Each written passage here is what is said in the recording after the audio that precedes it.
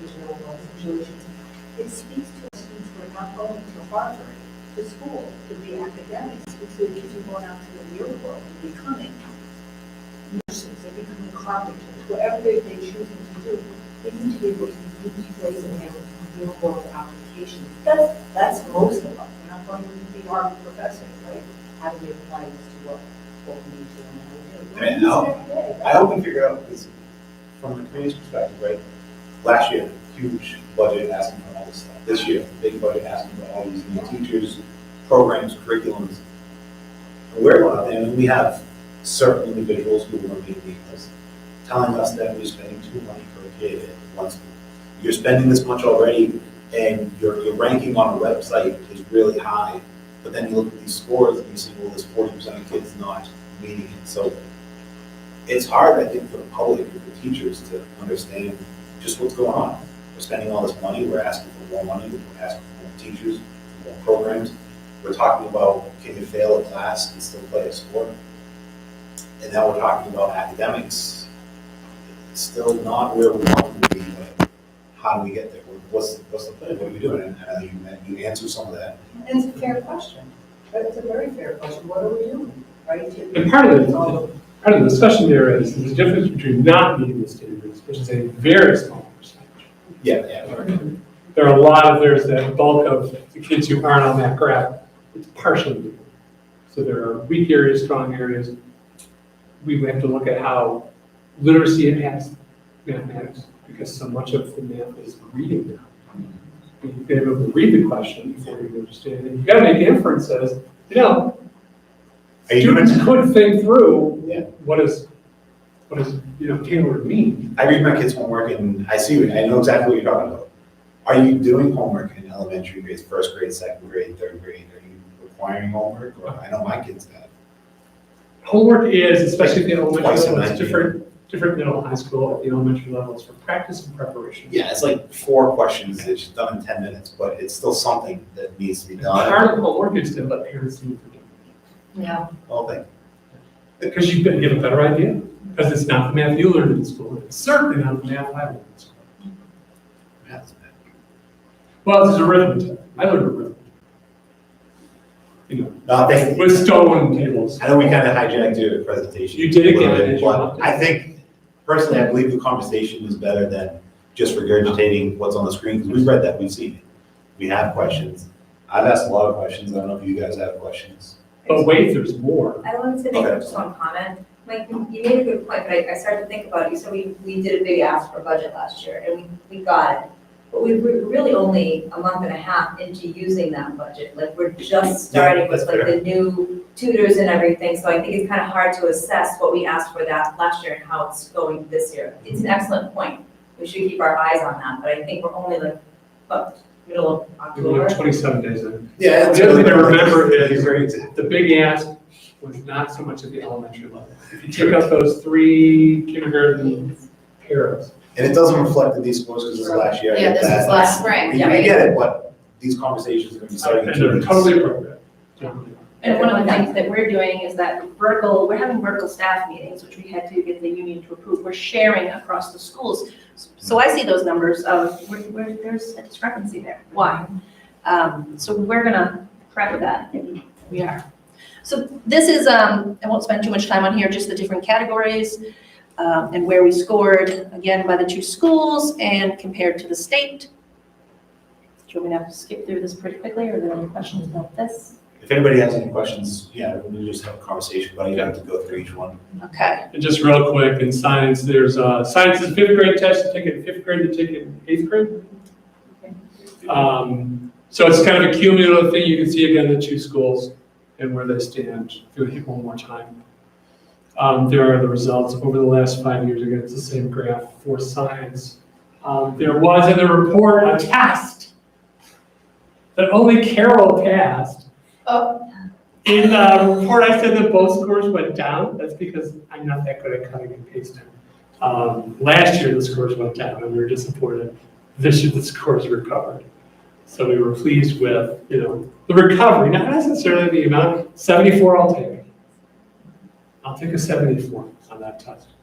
And I want to know what you did at your school to make that big achievement, whereas we kind of just went up. Went up. Again, it's not cohorts, it's different groups of kids every year. Yeah, I mean, BMS has a steeper drop, but also a steeper recovery, so what's going on?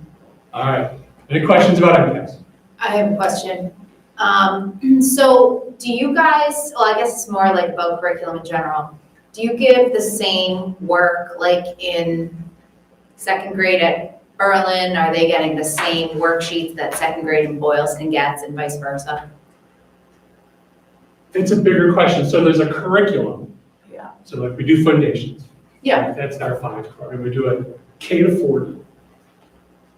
And there's a set approach to that over time. But each classroom teacher, while using, hopefully, that set approach, may see that her particular group of kids, especially, I can't speak to Boylston, but in Berlin, we tend to put kids who are receiving services, like pull-out services for academics in one class. Yep. And then not in the other. So one class is always weaker. So you would see different types of worksheets or practice sheets or other supports, depending on the needs of the kids. So if you've done the big curriculum piece, then we're going to trust teachers, and this is where it gets tricky, to supplement in response to what they see from their students. So is it like every single page the same thing, the same day? No, because they come and kill me in my sleep. We try to make them do that. But the theme should be the same. So when we're talking about our inter-reading program, the stories are the same, the expectations are the same, the skill we're working on, inference or whatever, is the same. But one teacher might realize, geez, my kids need this level of support, this group needs this level of support. Our biggest challenge right now is getting them time to share the resources. I'll do a quick brag. Kristen Collins is my 4th grade ELA teacher, in Boylston, or Berlin rather. We platooned. One teacher teaches both groups, ELA, the other teacher teaches both groups with me. It lets them specialize a little bit more, dig deeper into what they're doing. And it has helped us. Kristen Collins has gone out because she didn't think that the resources in our reading program were explicit enough after we talked about writing last year. So she went and developed this whole packet of things. Don't tell, is Nancy here still? No, good, she's gone. Because we're copying a ton of stuff. Oh, we're copying a ton of stuff, and she's for everything. Buying new copiers, what are you supposed to do? Huh? We got new copiers, what are you supposed to do? Not use them, because I get yelled at because I use them too much. Why do you use them too much? Because my teacher Because says he loves okay. colored copies. Tell the truth. I also like So, other copies, I can appreciate Kristen that. found these really great resources. That actually we were both together. I was there and saw it and questioned it. But teachers don't have time to sit with each other and share the resource and develop the trust to accept the resource. One of the things I've already started bugging Carol about, but I'll bug you guys about as well. We need a half day every month professional development. And we've got to build that in so that they can sit together at grade level and iron out these differences. So, Very common. so at PD, they come together. That would be my plan. So like next week, we're gonna be in the same building. Okay. And we're having a staff meeting afterward to talk about writing. Well, yeah. All 4th grade teachers, all 3rd grade teachers. That's the kind of work we need to do. In big school districts, it's routine. In really good school districts, it's routine. It has not been our way. How often do you have it now? This year, we're gonna have, what do we have? 7? We have almost a half day every month, Where you specifically meet, like. but it might not be a PD day. Yeah, we had to change to 22. We had to change because of- the number of days, right? Right. And we have to take that into account. And then we talked, Cindy mentioned that we talked the teachers into having the second staff meeting of the month at the end of a PD day. It only happened 3 times because of the holidays and other things. But we can build that into, that'll be a more contract discussion down the road. We have to get them together. We have really good teachers, but they're at different places, and we've got to get them in the same place. Because until we do that, we can't harness all the things that the towns are providing for us. Do they have shared file folders across the district? Part of it is they can share the images, it's getting them to work together meaningfully. Because otherwise it's just like spam. You know, until you can sit down with Kristen, for example, and go through, this is why this is working with this student. They're not gonna buy it. They didn't build up that relationship piece, that trust piece. And I go into classrooms every day and I'm like, oh, I never thought of that as a teacher. Can you share that with your peers? They have limited time to do that, that group planning and sharing their ideas. It's very limited. We're gonna get there though. Anything else? No, so the great resource in fourth grade was not shared with Boylston. And does Boylston split? I feel like I should know the answer to this, like they do, where they have one doing all the ELA and one doing all Not the at this math. time. Is that, okay, and is that something that might be looked into? I'm sorry to keep drilling, the gap in the ELA is what kills me. You know, the math, okay, that's relatively consistent between the schools, but it kills me to see BES so far behind in the reading. If we're using the same curriculum, I just don't understand why. And that's my fidelity Yeah, piece. there's a scheduling problem with 3.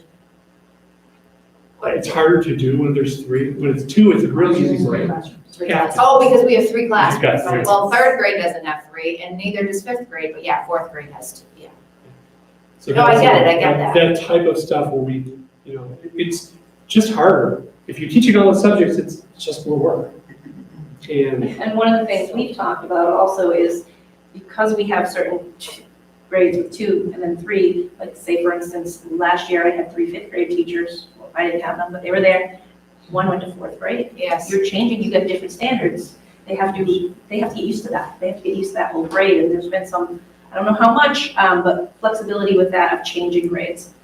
You get better if you keep on doing it. We're gonna be more consistent on that, even if it means smaller class sizes some years, smaller classrooms. Well, we have- That needs to get more We have the consistent. teacher, If you're saying it works, John, but you yeah, can't do it because, like you said, changing from year to year.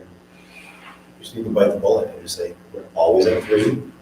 Maybe it's 22 kids in a classroom one year and 16 the next year, who knows, I don't know, I whatever agree the with number that. is. And to Bite the bullet and do it. Megan's question too, we did have in Boylston for years, John called it platooning. platooning, that's what we call it. I was gonna say, I thought they had it in fifth grade. They used to do that, absolutely, is that? Partially, they did it with science. They did it with science, that's right, what it was, yeah. We talked about this last year during budget talks, and we talked about the policy about having African policy for class size, so it's time to do it. So we have the teacher in the budget for Boylston, 1 teacher, we could easily add in a second teacher, and then you have 3 in every grade. That's just something we have to decide if we wanna do in this budget. We already have 1 in for the 5th grade, so Boylston will have 3 at every level after this year if this budget passes. Okay. Do we wanna add another one? And that's an interesting question. You might want to look at the numbers because I think you could probably get away with 1 machine 1 next year. And push them. Or you could do it that way. But yeah, it depends on, because the class that would have 2 would be the 4th grade, and if you're trying to do this platooning, do you just do it once? It depends on your strategy. I think if you came up with a plan and told us in a plan, I think. Yes. That's support.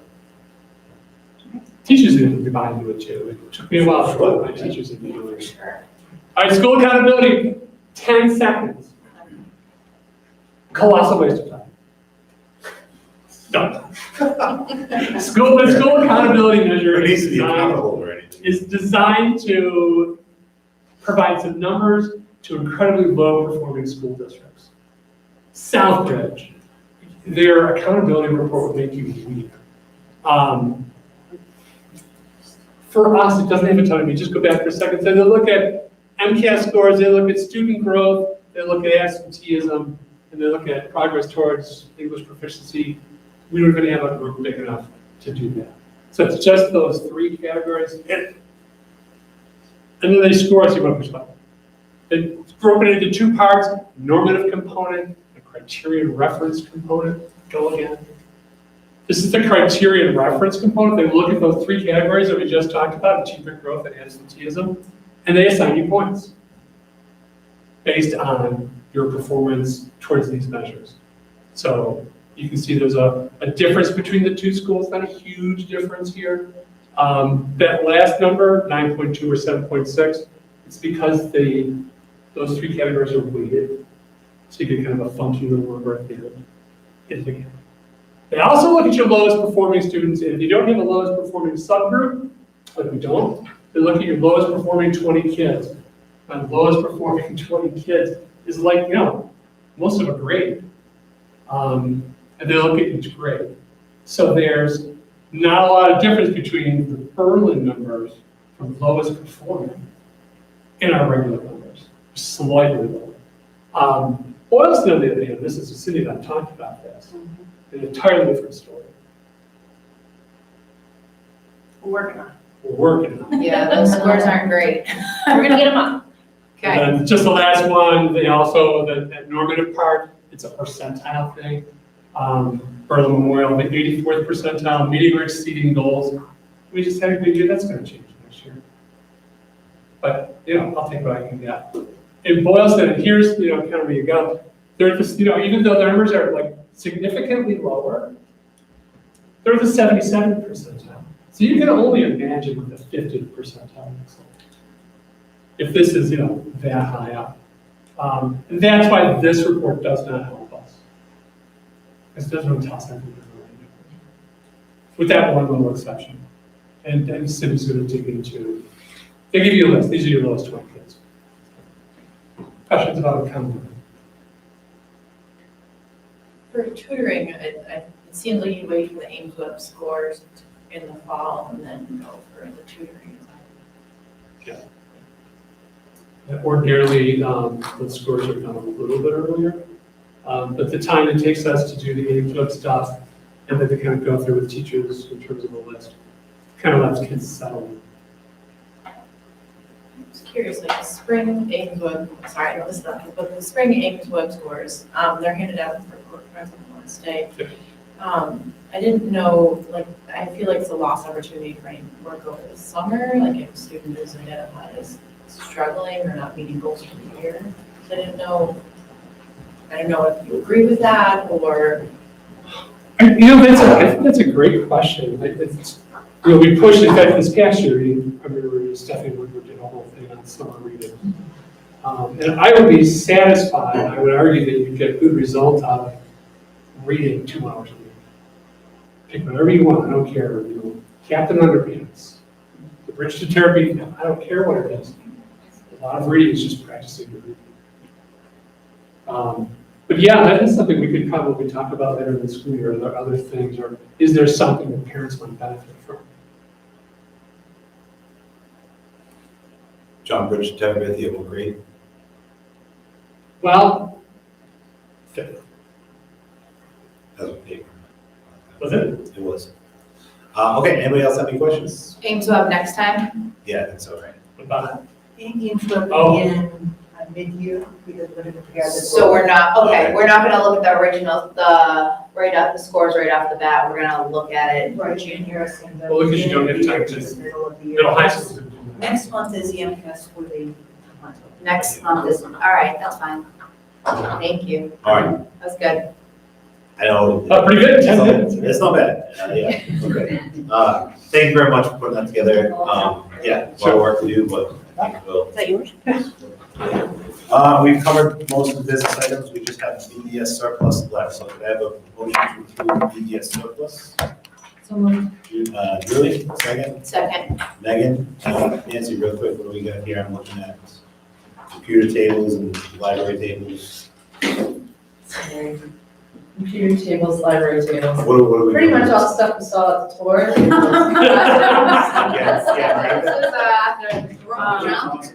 Selling it? We are gonna open up to the townspeople and we can probably get it, if not. Yeah. All right, And we also just ordered a storage bin for outside and we're gonna clean up the ES. Yeah, yay, I love it, that's great. Yeah. anybody questions, conversations? How are we gonna put this out to the community? Through the towns, we'll communicate through the towns With on the pictures and website. stuff so people see. Oh, yeah, yep.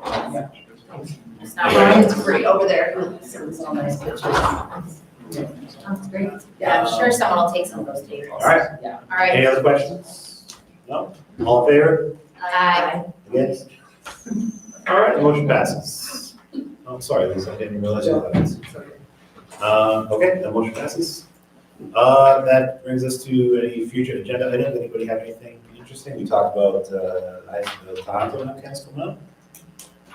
The yearbook. I know it was mentioned. What's that? The yearbook. What about the yearbook? I'm not the. Oh, the hand. Handbook. Yeah. Yeah, yeah. I think as this year goes on, we'll probably get more. Please come back again.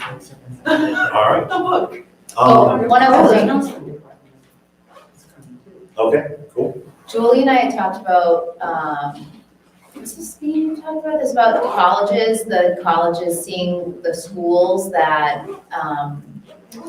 They're gonna bring, I think the council wanted to bring. that's in the counseling cabinet. Okay, that's what I thought, okay.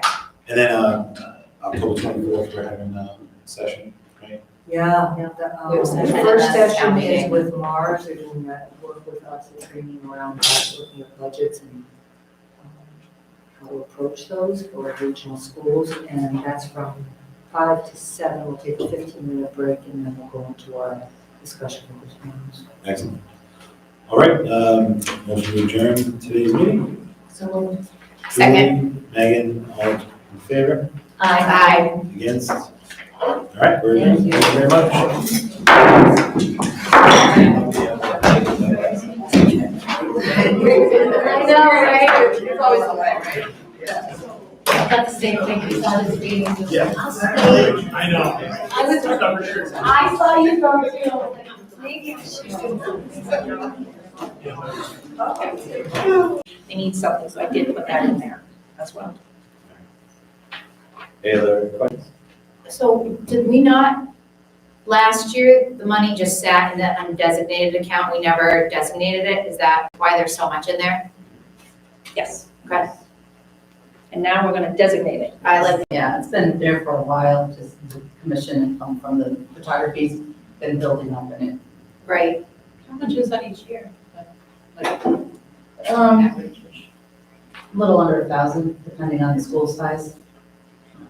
Can I add to that? So I went to Michelle Hayden, who's been working at the school for a while, and she said it ranges from 1,000, 1,500 to 2,000. Sometimes it depends how many photos are bought. Right. So it does range, Right, in the packet, yeah. what packages they buy, yeah. Just a quick technical note, the volume issue with the stream is. Yes, we're back up. It's back up now? Okay. So- Did they not hear us? You missed the kids. Oh. Restart. It's It was recorded though, right? Or is that not all right? It's all one stream, so. We can do a retake tomorrow at school. All right. Sorry about that, guys. Okay, any other questions? No, there was a third one, right? There were two clubs that have not been there before. The other funding is just taking that money and putting it into the other clubs that already exist. That's good, you got that all sorted out? Great. All right, So Cindy, these are four after-school clubs essentially? The garden, Council, the garden. the garden club would be during school, with curriculum for Yeah. science. The other one, student council, that the kids are showing a big interest in that too, that kind of went to the wayside. Again, that promotes leadership, and it has them have a voice in what is going on in the school. That would be after school as well, that would need an advisor. And the other one, so it's kindness comic, and those two are already existing. And there are a few others that I didn't touch, I just didn't know the history of them. We have a civics club, a jazz club, and there's one other one. I didn't know enough about the history to kind of change those monies, the monies around there. So we're gonna keep those status quo for now. That's great, good job. Thank you. all right, so let's move this business item up. Let's see, we'll take them all together as one under business items there. Can we have a motion to approve the undesignated funds for the BES club transfers? So, I heard Lisa, and a second for Jess. I heard Jess, second. All right, any discussion on this? Okay, all in favor? Aye. Against? Okay, I'm an aye, and that motion passes as well, so congratulations, guys. Great work.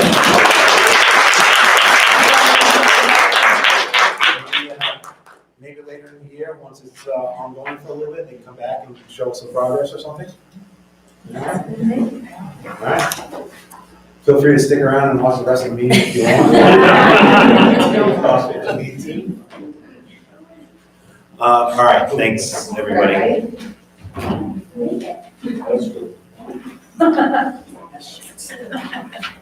All right, so volume situation is all set now? All right. Thank you. We'll move back up to the top of the agenda. Does anybody here want to make a public comment? Going once, twice, public comments? Anyone? All right, does anyone have any communications to bring forward?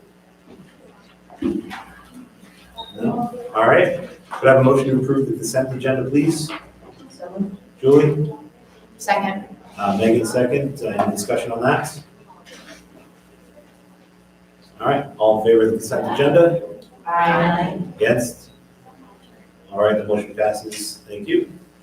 Moving on to reports. I don't have much to say other than I do have an item on the agenda for SROs in schools. The Town of Boylston Select Board invited the school committee to come talk to them about their upcoming meetings about exactly what we see as SROs in schools. Carol, I think you're going to speak to a little bit about that, but just for logistics reasons, Megan, Jess, myself are going to go to that meeting with Carol. I specifically did not bring a full quorum of the school committee to that meeting, just so we're not bound to any decisions that we might make at that meeting.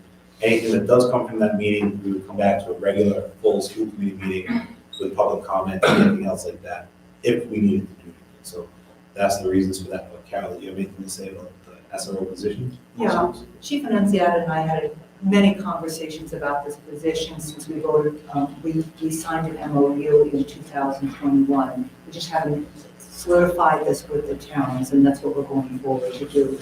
Ian and I are on the same page that one resource officer would be appropriate for the two schools, Tohoto and Boylston Elementary, because the intention of that position is to really be a relationship building position and a safety position for the schools, but not a security guard in the schools. I put in my report that should a crisis occur, that person is prepared to do what they need to do. But in general, it's really for relationship building and reaching out to the community, reaching out, supporting the administrators and children. So we want to go in that direction at this time. And then the other piece of it that would be funded through the department, the police department rather than our department, because they utilize these officers when they're not with us. And there's also contract decisions there that they handle. We wouldn't be a part of doing their contract negotiations and so on. So that's what we're advocating for. But this is something we've talked for quite some time about. This we signed an MOU in 2021, and we want to be able to move this forward. Does anybody have any questions, comments on that? I was just wondering why we're not doing two, one for the high school and one for the elementary. Yeah, both of us have talked about this a lot, and both of us felt that we really didn't need to have, for that particular position, somebody to handle both of the schools at the time. I think they're just spent, like, even in Berlin, they have an officer who goes, it doesn't spend all the food in the building. It's not really for that purpose, I think, which is perhaps the intention or the thought of some folks that it should be somebody stable in that building all day, 180 days of the year. But that's not the purpose of the resource officer. So there's a little bit of a miscommunication or not misunderstanding maybe. It's a resource officer, community relationship building, not a security guard. Correct. And working in conjunction with the administrators around challenging issues in the school and really problem solving those, not being there to enforce law in the way you think of it, or certainly not to enforce any disciplinary actions. And that's very clear in the MOU. So if anyone was interested in reading the MOU, I think it'd be valuable to really understand before we go into the meeting what we're asking for. But We have a policy to that effect as well. Yes. that's what we do. Yeah, it's a MASC policy regarding police officers. Yeah, unless it's a felony, we can't Yeah. arrest anyone in the school. Yep, we just updated that one, last year, or the year before. Yeah, it's recent. Okay, any other questions, comments? I have a question. Are Yeah. we going to be publicizing the schedule where the police officers will be in the schools, or will that just be? It's a very good question, and they will not do that. I think that's one of the ways they operate is to keep moving in different ways throughout the two schools. It's a great question. No, they would not advertise. Anyone else? I think also, when this came up last year, I was looking on the Massachusetts site, and there was very specific hiring criteria for SROs, and so I was very reassured about who, like, what they look for in a candidate, that is actually outlined there on the government site. And that's a profile that's important to both of us, the chief Annunziata and myself, and he is keeping in mind the right candidate for that. And in addition, there's an evaluatory process for that individual each year. So we'll be able to look at the work that person has done or hasn't done to determine whether they will stay in the position. I appreciate the work that you and Chief did. This is very important to the community.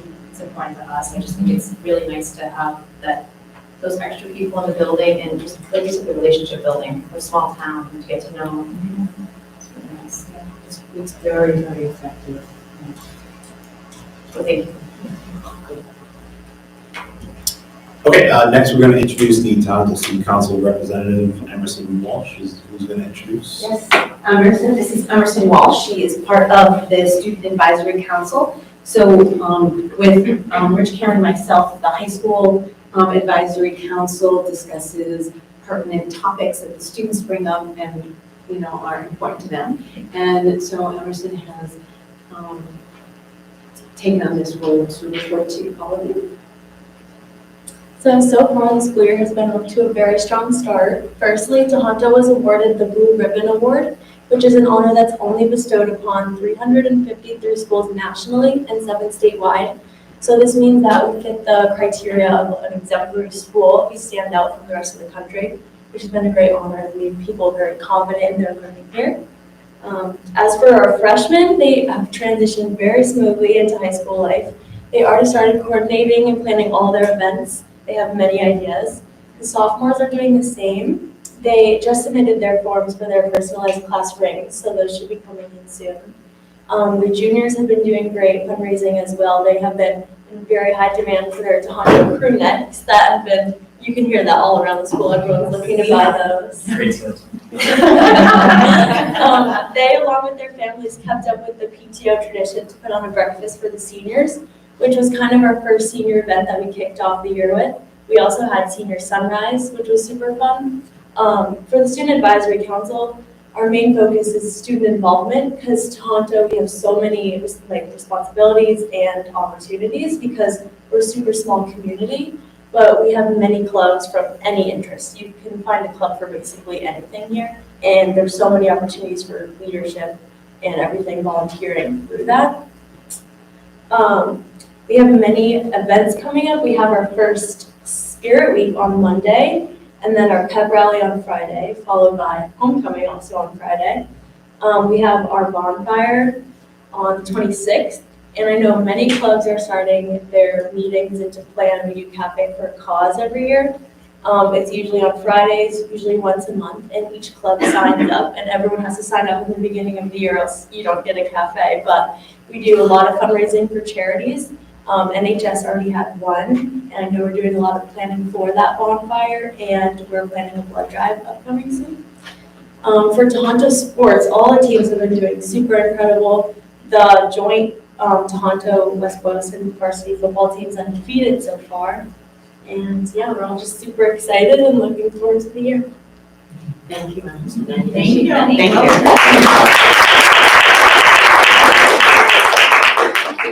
questions for us before she concludes those? No? All right. Thank you. Moving on to subcommittee updates. Megan, do you have an update on the budget facility subcommittee? Not really. We met and we discussed the budget that Nancy's going to present tonight, so I won't steal her thunder. Okay. But Julie and I thought it was a really solid first pass at a budget. Thank you. Jess, do you have an update on the Student Success and Technology Committee? We didn't meet between. Okay. Laura, do you have an update for the Superintendent Evaluation Subcommittee? Yep, we met on Friday. It was myself, Jess, and Megan. We are reviving the Superintendent Evaluation Subcommittee. And there's a few things in the drive for people to take a look at. One of the things that I'd like to comment on is we were going over the SMART tool, which is, all the different parameters that you're supposed to have in your goals, and you brought to Carol with your goals. We went through and we compared it to the tool that we were supposed to give you ahead of time, and you did phenomenally, so we're really happy with that. And so what we'll be doing is we're going to be talking in the future about what will be happening as we move along. We'll look for a training possibly, and everything's kind of on a little bit of a tight timeline, but I think we can do it. And with the help of Carol's goals, we went over the evaluation model, which we struggled with in the past. The way that you wrote your goals is really helpful, and I think it's going to help us with that model. So I don't want to sound like just dumping praise on you, but we're so grateful because it just makes it so much easier for us to go through and do the evaluation. It's very meaty, so. We're using the same model with all the administrators, and that as well, so it just all. That's really nice.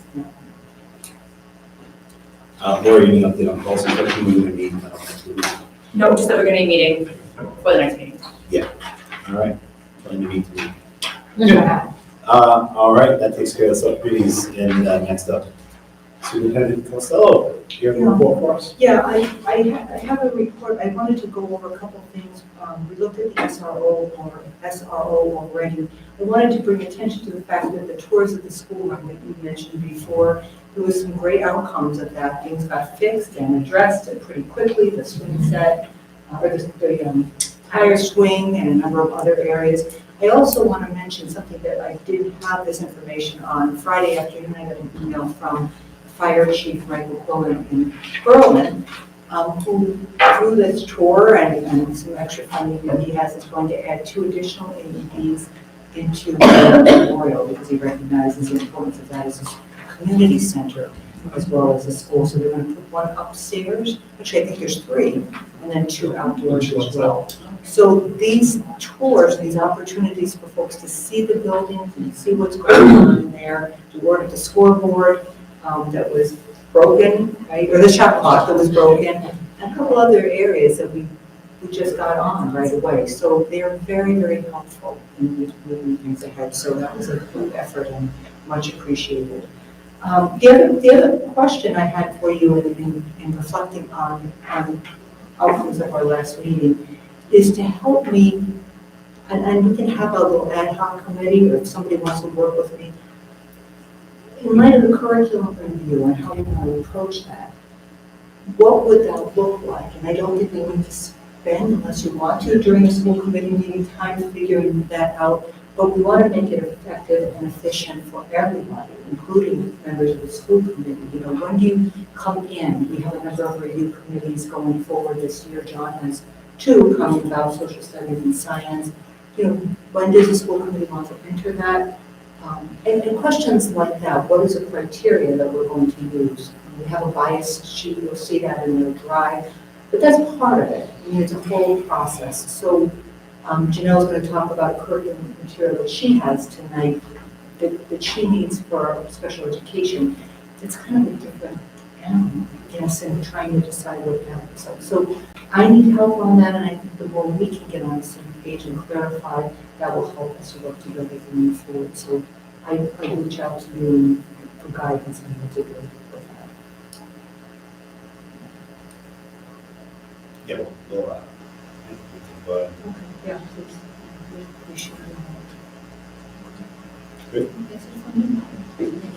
Speaking of the building tours, next year, having the Berlin fire chief there is sort of spur of the moment, wasn't necessarily planned. I think we should plan for it, especially in Boylston, to have those guys there too. Who knows what comes of it. It is kind of funny how that evolved because we didn't know. It wasn't that we left people out intentionally, folks just showed up. They kind of, typical of, I kind of, our towns are like, they're just like that. One speaks to the other, like, hey, why have you come? You come too. It was a party. It was a good party. Yeah. So it was fun and it was informative and it just really led to some great results already, so, okay. Anybody have any questions or comments for Carol? All right. Well, most interesting part here, let's go to Director of Finance and Operations. Nancy, want to talk about the budget? Okay. So next, I thought I'd start with closing out the fiscal year 23 budget before we approach our new budget, if that's okay. So you'll find in your drive, there's two spreadsheets that close out the fiscal year 23 budget. The first one says fiscal year 23 year-end figures. This is split. You'll see, if you look at it, there's columns in blue and columns in pink. So the columns in blue are where we started at the beginning of the year with how you approve the budget. The columns in pink are where we ended up, where we closed the year as of June 30th. There really wasn't anything significant. So the first page is the district-wide, and then when you go to the next pages, it's individually for each school. I thought to save time, I would just present this as district-wide, and then if you have any questions, let me know. So for the category, and I use the same categories that I present to you on a quarterly basis, so it's the same categories. So the first category is administration, which consists of our school committee, superintendent, finance, technology, and human resources. So we started off with this being 5% of the budget, and it closed being 6% of the budget, increasing approximately $53,000. That was due to change of administration mid-year. We also had some turnover in our district offices, so change of personnel there, and we had some increases in conferences and memberships. Under instructional support and instruction, that's our teachers, paraprofessionals, special education, instructional supplies. We started off the year with it being 56% of the budget, and it closed at 58% of the budget, which is approximately $382,000 increase. That's a movement in personnel, increase of sub coverage, and we had an increase in our legal line item, which is just due to change of our legal law firm that we changed during the year. Other services, which is nursing and transportation, we had savings. We started the budget at 8% of the budget and it closed at 6% of the budget. Last year, that's all due to decrease in transportation. We had a tough year with transportation last year. We got a decrease on our invoicing. Maintenance and operations, that's anything facilities. Maintenance, custodial, utilities. So we had a pretty stayed at 8%. It's all rounded, even though it's a $111,000 increase. We had our increase to our electricity line item, landscaping, and miscellaneous repairs to the schools. Fixed charges, this fluctuates. This stayed right at 16% and actually went down a little bit, 80,000. This fluctuates due to personnel with benefits. However, they choose what benefits they want. That's just that fluctuates a lot. And lastly, out-of-district tuition. This is another one that fluctuates a lot. It started at 7%, we closed at 6%. It doesn't mean that we have savings in our out-of-district tuition because we did not. What changed is how we paid our out-of-district tuitions. We had movements between our general funds, our grants, and circuit breaker. So we closed very close to how we opened up the budget. So that is a very quick overview. If anybody wants to dive into it any further, or if you have any questions. Good? Good? Yeah, go on. Okay. So then, the other thing I quickly wanted to touch upon is the revolving funds. So you'll find a sheet that looks like that in the drive, and it has our main revolving funds. Quickly, I'll go through quickly. Our school lunch program, we came in break even, closing at $91,000, which is perfect. Preschool program, we actually came in above than what I thought we would come in at. That's because we didn't have a preschool teacher for part of the year. So that gave us a savings. We're closing that at about 114,000. After school programs, we're closing that at about 93,000. Athletics, one that I wanted to touch upon. For the past several years, my predecessor took landscaping and transportation out of the athletic revolving line items. Over time, that's kind of been bringing the balance down for the athletic revolving. So this year, we have to build that back into the budget. Or it's gonna drop it down significantly. We began fiscal year 23 at 112,000, and we're ending it at 74,000. But if we build the transportation and the landscaping back into the general budget, we will be fine in that line item. I did ask the athletic director to start doing some benchmarking to see where we stand with athletic fees compared to other school districts. He said that the athletic fees really haven't been touched before since 2019, I think he said, somewhere. So it's been a while. So it's definitely worth branching into and seeing where we stand. Not saying we have to do it, but we should do our fiduciary responsibility and take a look at that. The other one's parking, that's just an in and out. We kind of use that as upkeep to the parking lot if we need it. School choice and circuit breaker, they closed out fine. I'll definitely touch upon those more as we start building our fiscal year 25 budget. We always dive into those in detail. Transportation, that's our transportation revolving. It comes in and we use it every year. It's just a wash. That is a really good overview of the revolvings. Does anybody have any questions? Joe supports fees right now. Thank you, Julie. There's like Sorry, a maximum that's on my head. family, she said. Yeah, I know there's a family cap, right? Yeah. 600, yeah. Yeah. Yeah. $250 per sport per kid, or $600 max for your family. Per sport. Yeah, so if you have a kid that plays 2 sports, you're gonna pay $500. Yeah. And then is there, obviously, I'm assuming if a family is unable to meet that, Oh, yeah. they're still able to play. Absolutely, absolutely. Yep. Yep. And Mr. Picard is very good at that.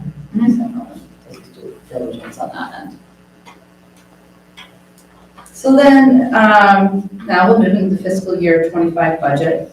So the administrators and me and Ms. Costello all met together, went over our above level service request for our fiscal year 25 budget. It's very early in the year. We did the best we can. Hopefully we captured everything. As Megan and Julie will see, I'm going to point them out as we go through. There's been additions since we even met on Thursday, because you start talking and then you're like, oh my gosh, we got to put this in there. We didn't put that in there. So bear with us as we're putting all this in. Our purpose of doing this early is because we have our meeting with the towns on October 24th. So we try to give them an indication of where we think we're going to stand this year. So I'll quickly go through these. I think. So Nancy, is this the file October 6th above level final? Is this what we're looking at right now? Say that again. Is this the file of October 6th above level final? That is correct. Yes. Yeah. There's 2. We'll start with that one. In the interest of time, Yep. just hit the highlights. Perfect. We've had I this would love to for, just we've hit the had highlights. this for. How about I now, just so go- if anybody has questions, Yep. they can ask you or. Works for me because we could be here a while. Yeah. Yeah. 6 pages of. Yeah. I'll be super quick. So the first category is personnel. 1, 2, 3. We added in approximately 11 miscellaneous positions. They're all necessary. They're all part of the district improvement plan. You will see that one is highlighted. That means it's on our watch list. We're not really sure where we stand with that at this time. And we'll circle back and let you know where we stand with that as we move forward. So the total of personnel request is $861,000. IT, a lot of miscellaneous line items, a couple of software line items, total is $65,818. Under supplies and materials, some additions, lots of that are part of the district improvement plan. That comes to a total of $89,000. Supplies and materials, we added in supplies, from our last meeting with the school committee, it was requested that we add in, no more, parents no more requesting supplies, kind of divvied that out per student, with the number of kids per school, so we have that in there. We're gonna be having a preschool evaluation this year, that's in there, that comes to a total of $68,000. Transportation, we are interested in adding an additional bus run for our Berlin town for elementary and Tohoto, a Wednesday late bus, and athletics, as I stated, we're gonna put that in there, so that's an additional $92,000. Facilities, a bunch of miscellaneous stuff, we did the additional classroom supplies that the kids usually bring in, sanitizing, paper towels, stuff like that. And we added in the landscaping for athletics, so that comes to $34,000.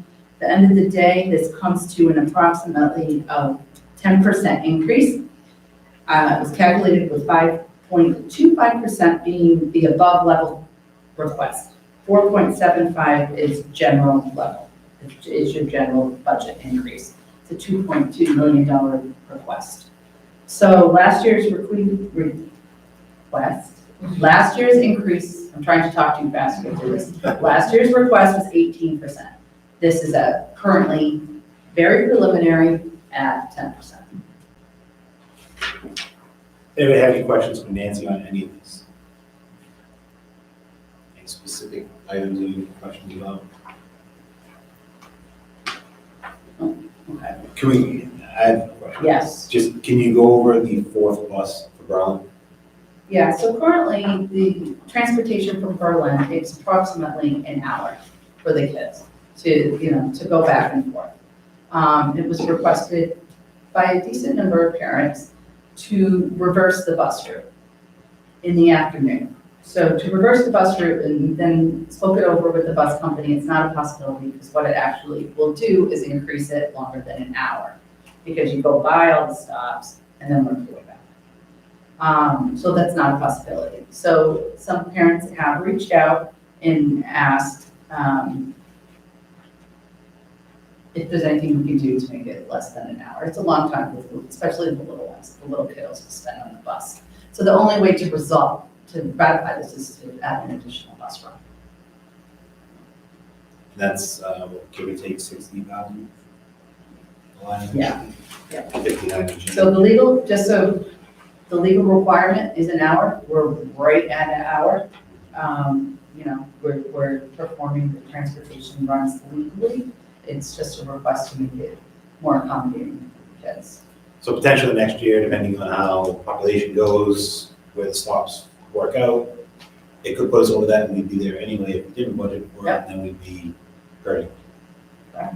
Okay. It's a possibility. That's crucial. Yeah, making the school safer. And more kids, do we know?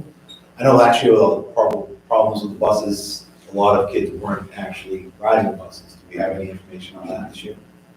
Are there more kids riding it, taking advantage of it? What's the deal? Why are they The on it principal for now? probably could speak more to that if you guys don't, if that's okay with you. I can speak anecdotally at Berlin, and only in the morning, because there's so much that goes on after school and kind of skews it.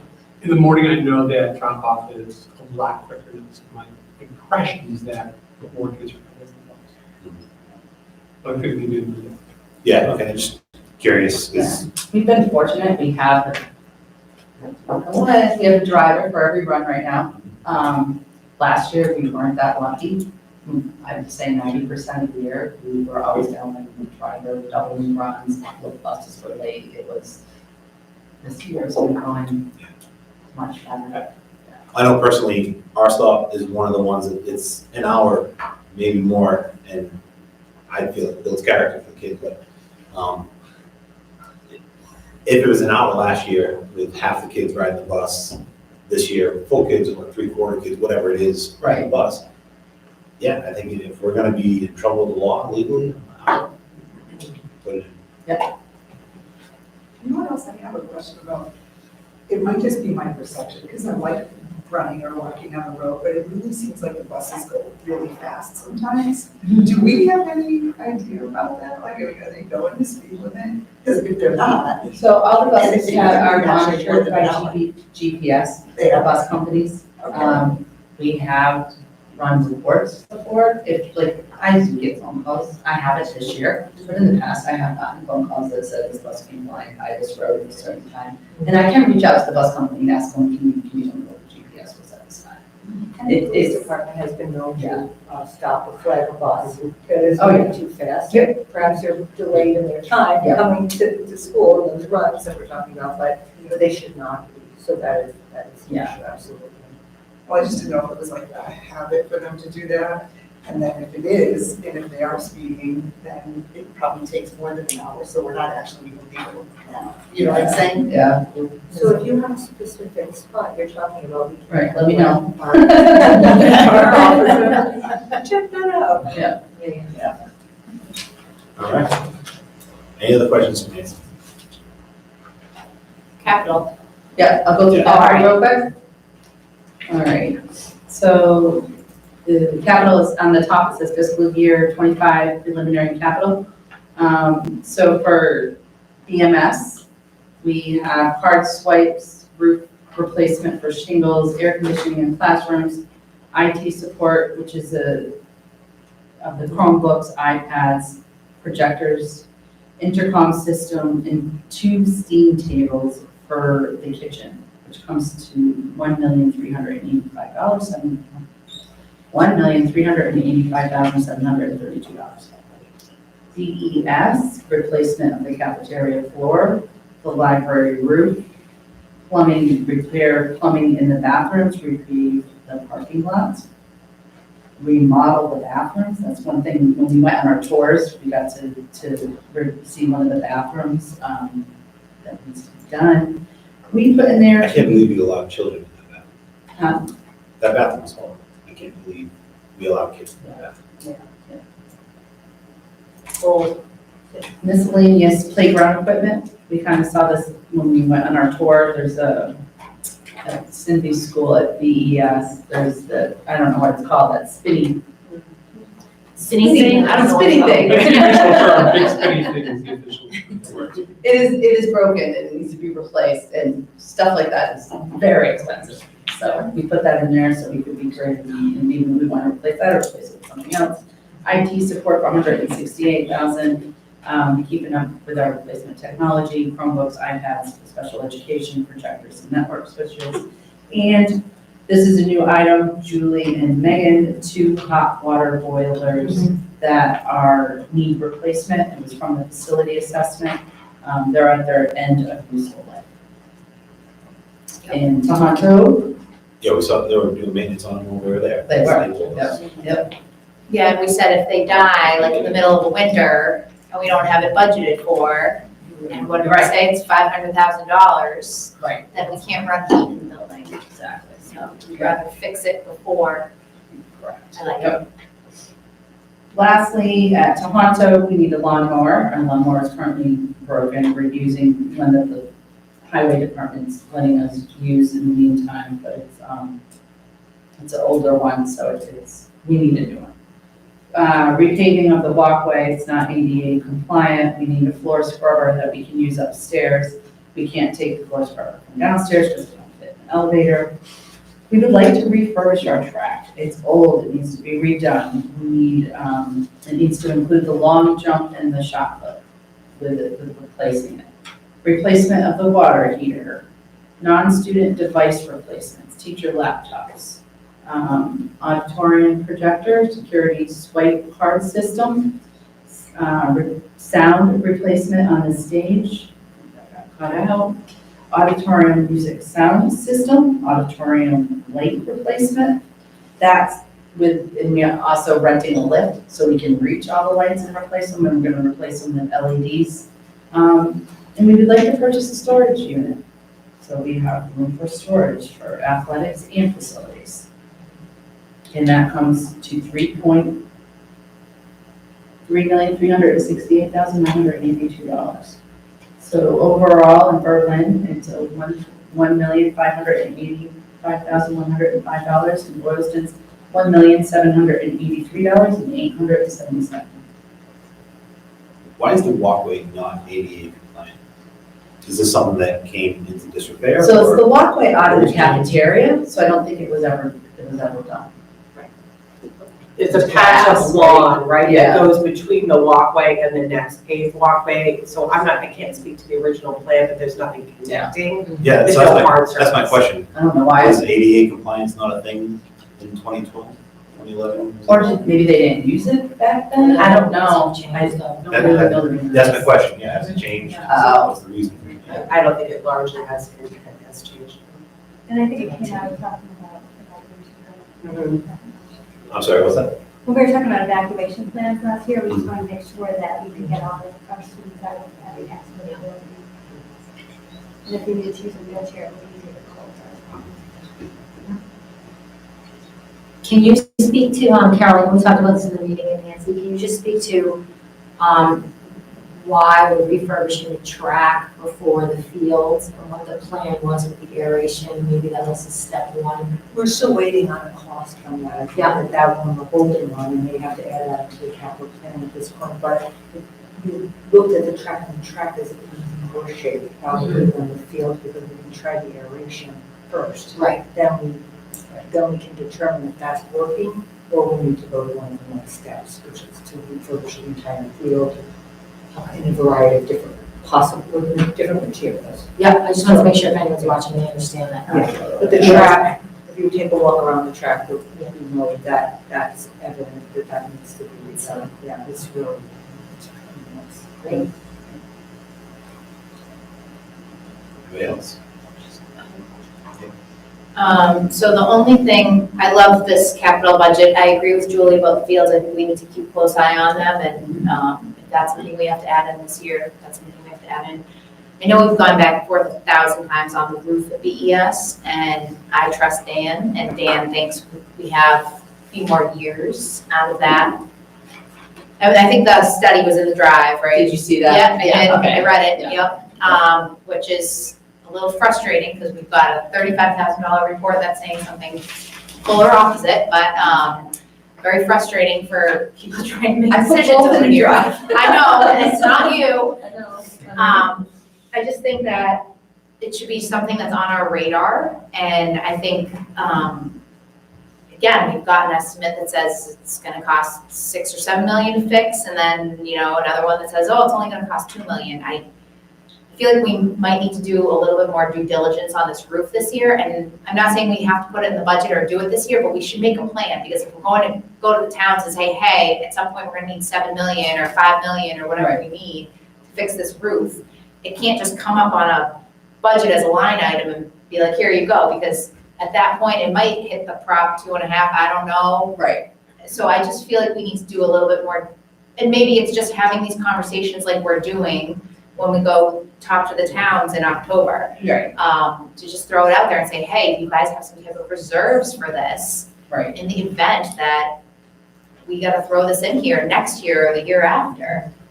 I just wanna make sure it stays on our radar, because we have one report saying it's fine. Right. It's not leaking. And another one that says it should be replaced ASAP. Right. So, I was thinking two things on that. One, we bring it up as a conversation on October Yep. 24th, right? Yep, And kind of get where they're feeling, because this is coming. yeah, it's and it's the 2 town, years, yes. 3 years from now or now, it's coming down the road, so that we gotta make sure that they know that. Two, in February, we can apply for that, Carol. It's a grant. Yes, I can't believe I can't. Municipal. Yes. Oh, yeah. Yes, so, and that was another thing that I was thinking, we can still apply for that. Yes, It's not, we know we're gonna need this. Yeah. So that we can still apply for the whole roof with that grant, once we can apply in February, we do our intent to apply in February, so I was thinking that we just go. And we can add that to the conversation. Right. In a couple of weeks, Right. that grant is available, so. Right. It's a partnership of letting them know this is a need. Yep. This is what, at some point, we have to address this, but we'll try to Okay. get that grant. Right. So it's definitely not slipping our minds, because we know. No, I know, it's not slipping your minds, I just wanna, I understand. you know what I mean, like, just, so it's not a surprise and. Okay, fine. I know. Yeah, there's not. They can play around. We're gonna play around. Anybody else? Nancy, is that, you got anything else? Did I do my 10 minutes? Twice. It's good, this is fascinating, it's important stuff. Super important. Not any less important than the next. No, it's true. For the Thank you, Nancy. People, personnel services, you know. Sure. I do talk exceptionally fast, so let's see. So as I was preparing to, talk about the report I submitted this evening, my report, as you know, was submitted and all about sort of the state of preschool and unique learning system. I actually realized that there's a piece of information that we have not previously talked about called TFM, which stands for Tiered Focus Monitoring. This is not referenced in my report. It doesn't require a vote. It's just a little bit of background information for some of my information and an upcoming presentation tonight. So just this afternoon, I did drop the TFM toolkit into the shared drive so that you can see that. That is a document from DESE. The TFM, or Tiered Focus Monitoring System, replaces what used to be called the CPR, or Coordinated Program Review. It is DESE's monitoring system for compliance for special education, civil rights, and English language learners. Last school year, we completed a very thorough and exhaustive self-assessment in all three of those areas. That's the first year of the cycle. The second year of the cycle is on-site monitoring. So DESE will actually be on-site in our offices looking at our records on a date in January. And they will also conduct a variety of interviews with certain groups of stakeholders. The toolkit that I'm referencing here has a lot of information about what they're looking for, and they give us very specific information about what their expectations are and to the standard that were held on each of those criteria. So that's just a little bit of background that goes into a couple of areas that I wrote about in my report, including instructional resources in special education, as Carol and mentioned earlier.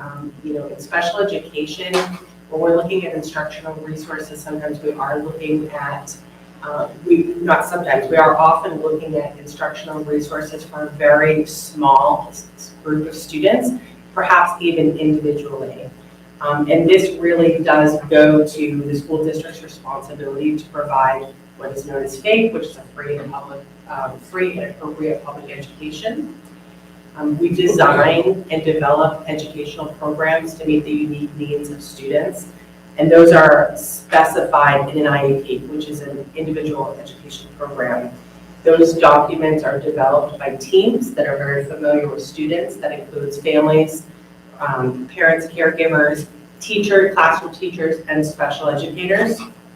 And I included a chart, again, for background knowledge in my report, of the special educators in the district. There are 27 of them, and there are 2 special education administrators that sit on all of those team meetings to develop those IEPs. Once we've got an IEP in place, it's then up to the special educators to design and adapt instruction to meet the unique and individual needs of students that allows them to make effective progress in their goal areas. As a result of that, special education regularly and routinely needs to acquire new instructional materials. And as I wrote in my report, sometimes it's a $10 workbook for practice, and sometimes it's a $3,000 set of reading materials. It can be anywhere in between. And those needs come up on an ongoing basis, and those funds are reflected in our budgets, and those are ongoing needs. The student meets the goals, we have to move on, we have to provide a new set of instructional materials. So again, just background information for the presentation on unique learning system. I have shared links in the report and in the drive. This is a system that's needed as a resource at Tohoto for a small group of students that have replacement classes for their core instruction areas and need specialized instruction in transition and life skills. The system has been trialed by the special education teacher for several weeks with input from other special educators in the building. Sally, the curriculum director for Tohoto, has reviewed it and has reviewed it along with the teacher to look for bias and stereotyping, which is a required part of our instructional material review. And there's a link to that document in the drive as well. This program is really providing materials that are not otherwise available to meet those unique needs at this moment. There's a wide variety of how we go about this, but at this moment, we have a need for some really scaffolded, leveled materials that are developmentally appropriate for middle school students. And so that's the description there, and that is something that we need. The other part of my report was about preschool, and is separate from unique learning system. So our preschool, as you may know, we have an integrated preschool program in the district. There are 2 classrooms. There's one at Berlin Memorial and there's one here at Tohoto. Both programs run 3 sessions. And I've given you the data for how those slots are being filled this year. And when we wrote the district improvement plan together in 2022, we agreed to, I gave you the exact language there, but basically we agreed to do a very formalized preschool study of the integrated programs in the district to look at several areas. We have often thought about the transition that Boylston students need to make from attending preschool here and then going back to Boylston Elementary School. We've often thought about the efficiency of staff traveling back and forth. We also think about the beautiful space that's available for the preschool here. You know, we think about all of those things. So we have been able to contract with Accept Collaborative. They have an excellent reputation, and the district has worked with them before to do formal preschool reviews. They will be coming in beginning in January. It will be a busy month in my office in January. They will be here in January. They will look at our programs. They will introduce staff. They will take a look at our data from recent years to help us try to make predictions. And they will provide us with a report in March. As an administrative team, we realized that at March, at that point, really the budget, you know, any kind of budget considerations the opportunity is largely passed. So we would likely be looking at implementing the following year for whatever those recommendations may be or whatever we all decide we want to go forward with. There are 6 identified questions that I've listed for you in my report. That will be the focus of the evaluation. And those will be, those are the guiding questions that we'll be getting a lot of information back.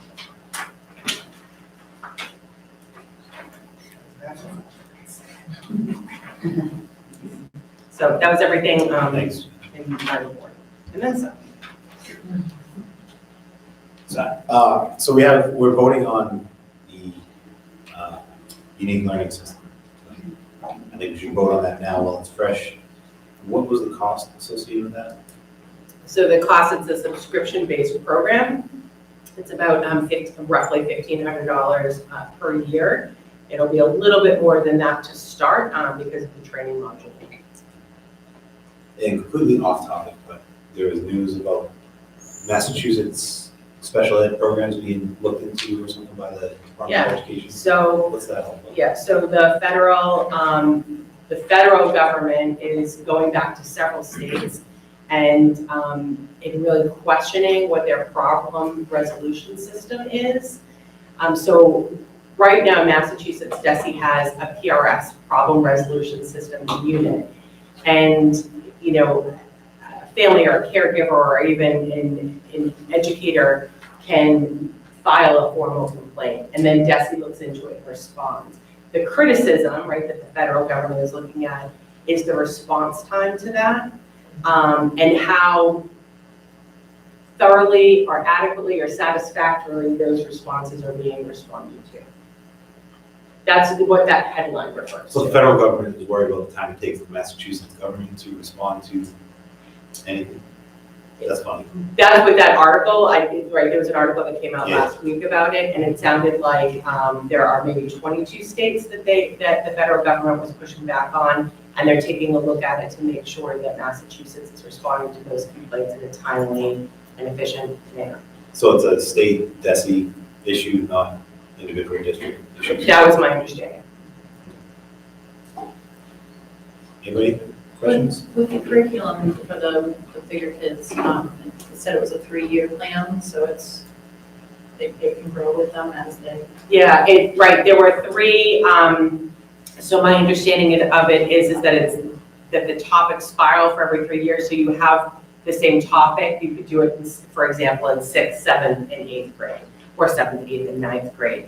And that is a methodology in special education, right? You want to be able to bring together a small group of students, even if their instructional needs are different. But you need appropriate materials to be able to reach everybody in the room, because reading and background knowledge may be very different, and independent skills may be very different. So that is a real advantage of this program.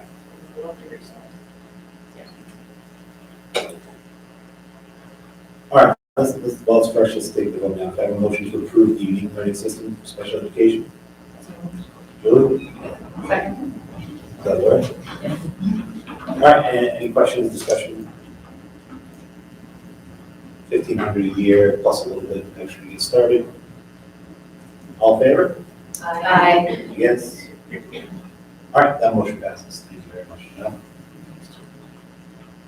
Okay, moving on to presentations now. We already went through the student activity clubs. That was great. So next on the list is nurse leader presentation. I have volume issues in the room too.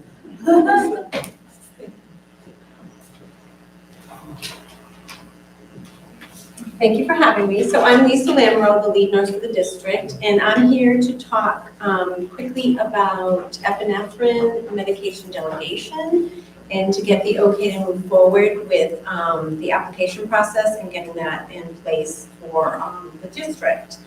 So what that is, it's allowing the nurses to train non-medical staff, teachers, etc., to administer epinephrine. Which is a life-saving medication. We've had that in the past, and I had given the application and the information, and I think there were still some questions about it, and so I'm here to answer questions, or would you like me to go through the process of how that works? Anyone? Just a quick overview. Okay. What if we approve this, what would that happen? So what it's going to do, once we get all the signatures, we need signatures from myself, our district physician, Carol, and yourself. Send that into the Department of Public Health, and they approve it. And then the nurses in the district can move forward with training all the staff members on how to administer it, what the signs and symptoms to look for, and that type of thing. So the benefit of that is several. So if the nurse is not available or in another emergency, another staff member can do this, they know how to do this.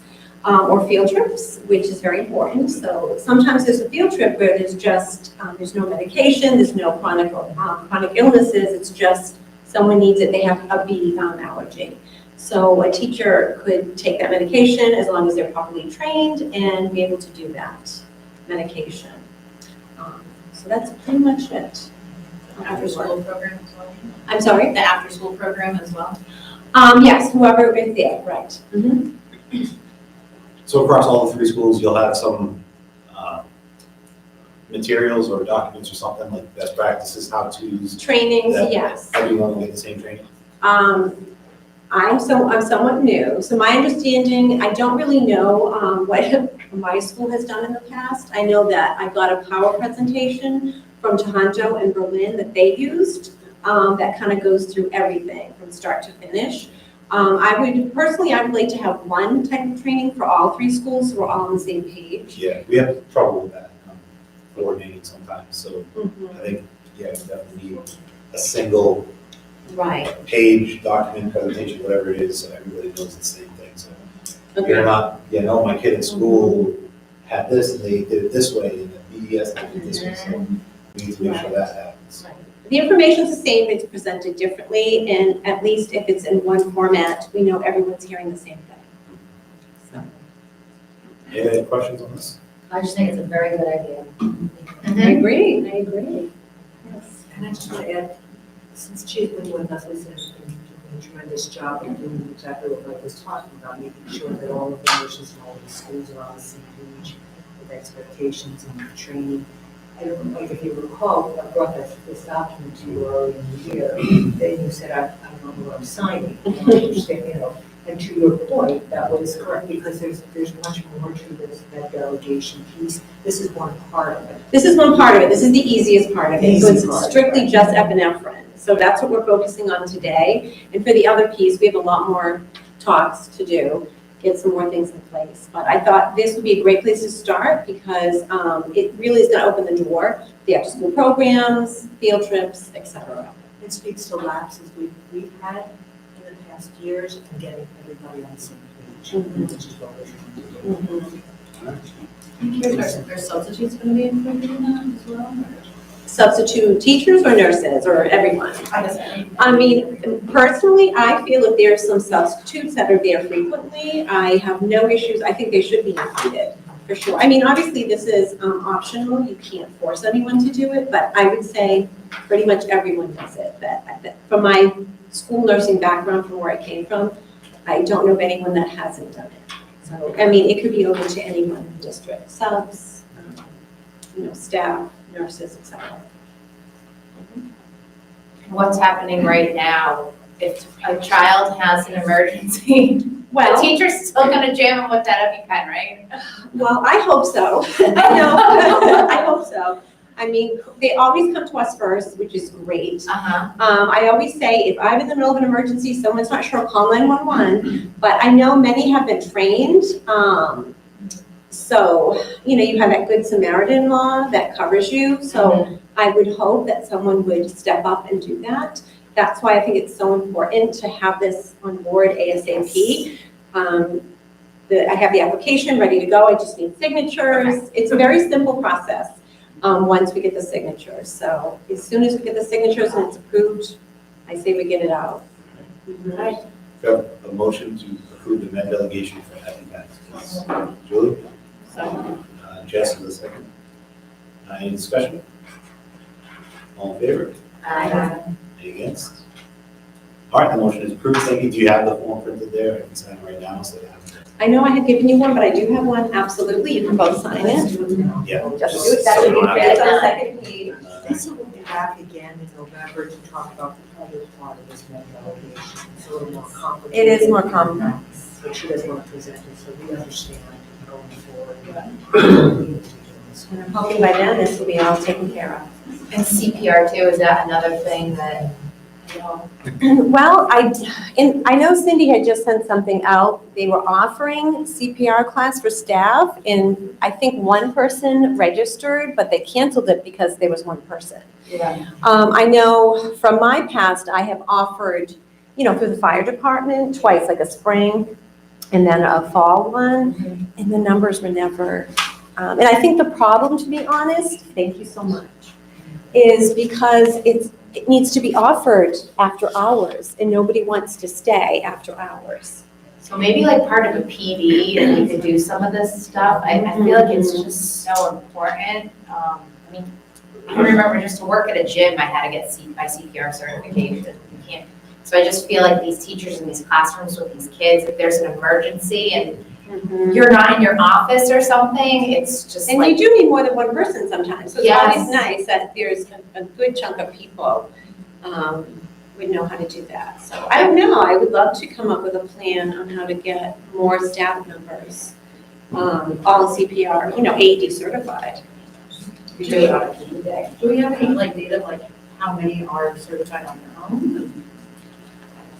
There is a spreadsheet. I'm somewhat new, and I have that, I don't really know. I feel like, for me, I can't speak to who was taking charge of, that, or if it's a district-wide thing, so I don't know. You have a spreadsheet? Well, there is a spreadsheet. There is a There spreadsheet. is a spreadsheet. Okay, there is a spreadsheet. Okay. I'm not the owner of the spreadsheet, but there is one, and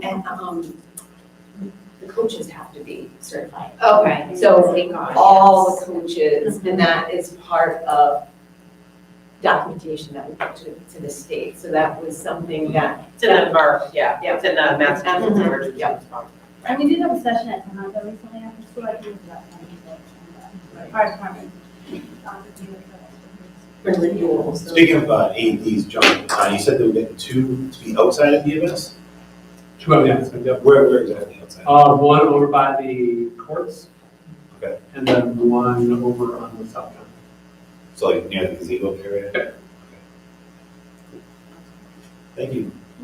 So at some point, I would love if you could share that, spreadsheet or who I could find them from. It's good for 2 years, so maybe we still have some. It would be nice to have a starting point, I guess.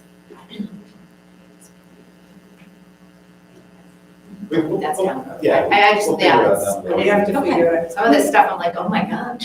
They don't. Let's track down the spreadsheet step one. Yep, and then okay. we'll go from Are there AEDs outside of Tohoto? He brings them, right? They bring them to the I think he brings them with him, yeah. They have to. There are mobile ones, because I've gotten questions. I don't know how many. I know definitely one. Well, that brings us to our MIA update. Thank you so much. Thank you. Thank you. Okay, so there was discussion last time, and so when I looked at the MIA a regulation and our handbook, so specifically the MIAA states that academic eligibility of all students shall be considered official if students are taking at least 4 traditional year-long major English courses. They use English as identifying as a core content class. It has to be a 5-credit class. When utilizing a 4x4 block, a student must pass at least 2 of the 4 required major courses. So 4x4 block is a block schedule. So essentially they're having 4 classes a day. So the MIAA requires that they pass half of their course load. Essentially, that's what that is saying. Our, Lisa, can I interrupt you for 1 second? What is Tohoto, do we block or not? we do not do Okay, block. so that's We not- have 7 periods. Great, thank you. So we have 7 periods. Now, they aren't necessarily all full courses. Any 2.5 credit classes are not considered a full course and wouldn't be considered in this.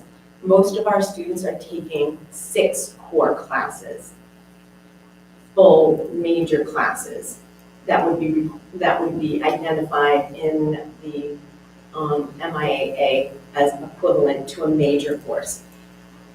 So they're taking 6 major courses and maybe 2 minor courses. So they would be taking a total of 8 courses total, because that 7 course is an alternate block. And so with that, we say that students can fail or they must pass all their courses but one. So it's, how are you going to say it? Are you going to say they can fail or they must pass? So I think the issue here is, I mean, we understand what that is. I think the question we had from last meeting was, do we allow failure and give privilege for failure? So the data Because would extracurricular suggest. activities is privilege, right? Right, it's a something privilege wants that to do. sometimes get the students to school and actually are the one thing that will actually get the kids to school, which is, it is very important because academics aren't, that isn't necessarily students are well suited for academics in all respects. And sometimes it is music, it is art, it is athletics that is going to keep them coming to school. And so Yes, if we do, if we allow one failure out of the 7 courses that they're taking, and that's their athletics is what's keeping them coming to school, I say yes, absolutely. Do we have any data on how many athletes, musicians, artists are participating in extracurricular activities while also having that one failure? So I Do we have don't any have, kids? I don't have the arts and all of that, but I did gather, I used quite a bit of time today to gather the information. So this year, we have 200 students in athletics. So right now, we have no grading information because we've only reached the halfway mark. And So it's based on last spring's grades, right? So, correct. So that we have, so last year, we have, in Q1, there were total in the school, 46 failures. 2 of them were athletes, and those were, they were not eligible, but it didn't keep them out of athletics because those 2 were out of season. In Q2, there were 62 failures total. One of them was an out-of-season athlete. 58 student failures in Q3. 2 of them were out-of-season athletes. And 63 in Q4, 1 was an out-of-season athlete. So it doesn't seem like it's a large number. It isn't. It isn't. And so if you go back, I got data from 2021, 21, 22. The numbers are all relatively the same. It's 2%, 4% of failures out of the entire enrollment of athletics.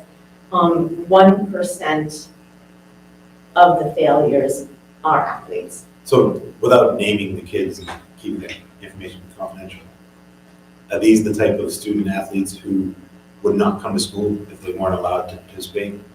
Yes, They are. yes. So, I know them personally, yes, yes, and it's only one failure? 1 failure. And the students that are in multiple failures, that's a whole nother, they're not participating in athletics. Right. Anybody questions?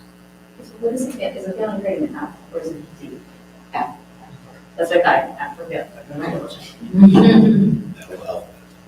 No, I'll just make a comment. I think I have kids who play in the high school and the middle school. And I think the coaches do a really good job of keeping track of those athletes and touching base with teachers and to making sure that the kids do stay successful. I would love to see none of our athletes failing. I'd like to see none of the kids failing.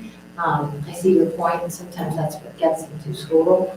And maybe I don't know, but maybe there's a better system for extra help for those kids so that, if we have students failing English or math or science or social studies. Oftentimes those aren't the athletes. Right, okay. Yeah, it's a very small number. Right. It's just got to be a way to help up. Yeah. But thank you for collecting all this data, because I imagine it was a long way. It was. So thank you. Anybody else? I just wanted to clarify, please. So Lisa, in essence, what you're saying is that we're more stringent Yes, it is. than the MIAA rules. Yes. Yes. Well, Lisa, continue on financial literacy. So the financial literacy, so this, the whole discussion around financial literacy came about, I wrote and collected a 2-page report with 2 pages of links that provide information for resources for financial literacy. So prior to 2019, there was a financial literacy task force, and essentially that deemed that nearly 45% of all of our students across Massachusetts had no education around financial literacy. They had no coursework, they had no context of any type of financial literacy. So this prompted a financial literacy task force that looked at what was happening in Massachusetts around financial literacy. The summary of recommendations were really to provide a financial literacy, financial education awareness campaign, as well as providing funding to develop these resources. And that report also ended in the proposal in 2018 of an act relative to financial literacy, and in 2019, it was signed into law, an act relative to financial literacy in schools to equip students with the necessary skills to be informed and productive participants in our society. With that enacted into law in 2019, we are then charged with offering our students that. Now, when that was signed into law, that was the year that the schools shut down in 2020 in March. So then our efforts were looked at and diverted in another aspect, managing the pandemic. So we looked at our curriculum and identified the areas. They're very clearly outlined by the frameworks for financial literacy are embedded in the history and social studies frameworks. And so as a department, within department chair meetings, we outlined a specific pathway by the time students graduating in 2025, all students would have some coursework as identified by a required coursework with financial literacy. So that's how it came to being. Usually when something goes into law, there's about a 5-year gap, because you can't all of a sudden say, everybody needs this requirement for graduation. You have to build the plan, and then you have to put the requirement so far in advance so students actually have the plan. So that has been our plan, that all students will have a financial literacy requirement. We have different avenues for that to occur, but so I don't know if anybody has any questions, but that's kind of the background and the reason why. So essentially, this is a graduation requirement starting next year. So today's juniors are going to have to do this in order to graduate. And that's, I think, included in some of the budget for the teachers, our math teachers. In years past, we had a teacher doing a business class, but it was an elective. And that's why we're trying to move past that elective and ensure that this is for everyone. Yeah. Everyone need to take this course, whether it's a half year, however it's designed, that would be essential, in addition to keeping it in the framework of history and social sciences, and where they touch on this various standards. So, yeah, it's critical. I mean, assuming by the time a kid gets to graduation, they can read, I would say this and typing are probably two of the most important life classes they'll have. I mean, so that's fantastic. That's awesome. This is the second year in a row we've added this to the budget, trying to get this. Yeah. I mean, there are different avenues, and we really have to applaud Clinton Savings Bank. They really partnered with us in an exceptional way to help us. And they provide curriculum free for us and support, but we need the people. We need people in the classroom to be teaching it, so. Yeah, Clinton Savings Bank, I mean, I don't know, I know we're not the only school that has a bank in the school, but there's not a lot, so that's fantastic. And it goes down to the kindergarten K through 5 as well, so this is an area that we need to look at too for the elementary schools. They do offer a banking program, so we put that in the school committee Facebook page, but they've offered to do assemblies, a variety of other kinds of instruction with our English students, so we work on that as well.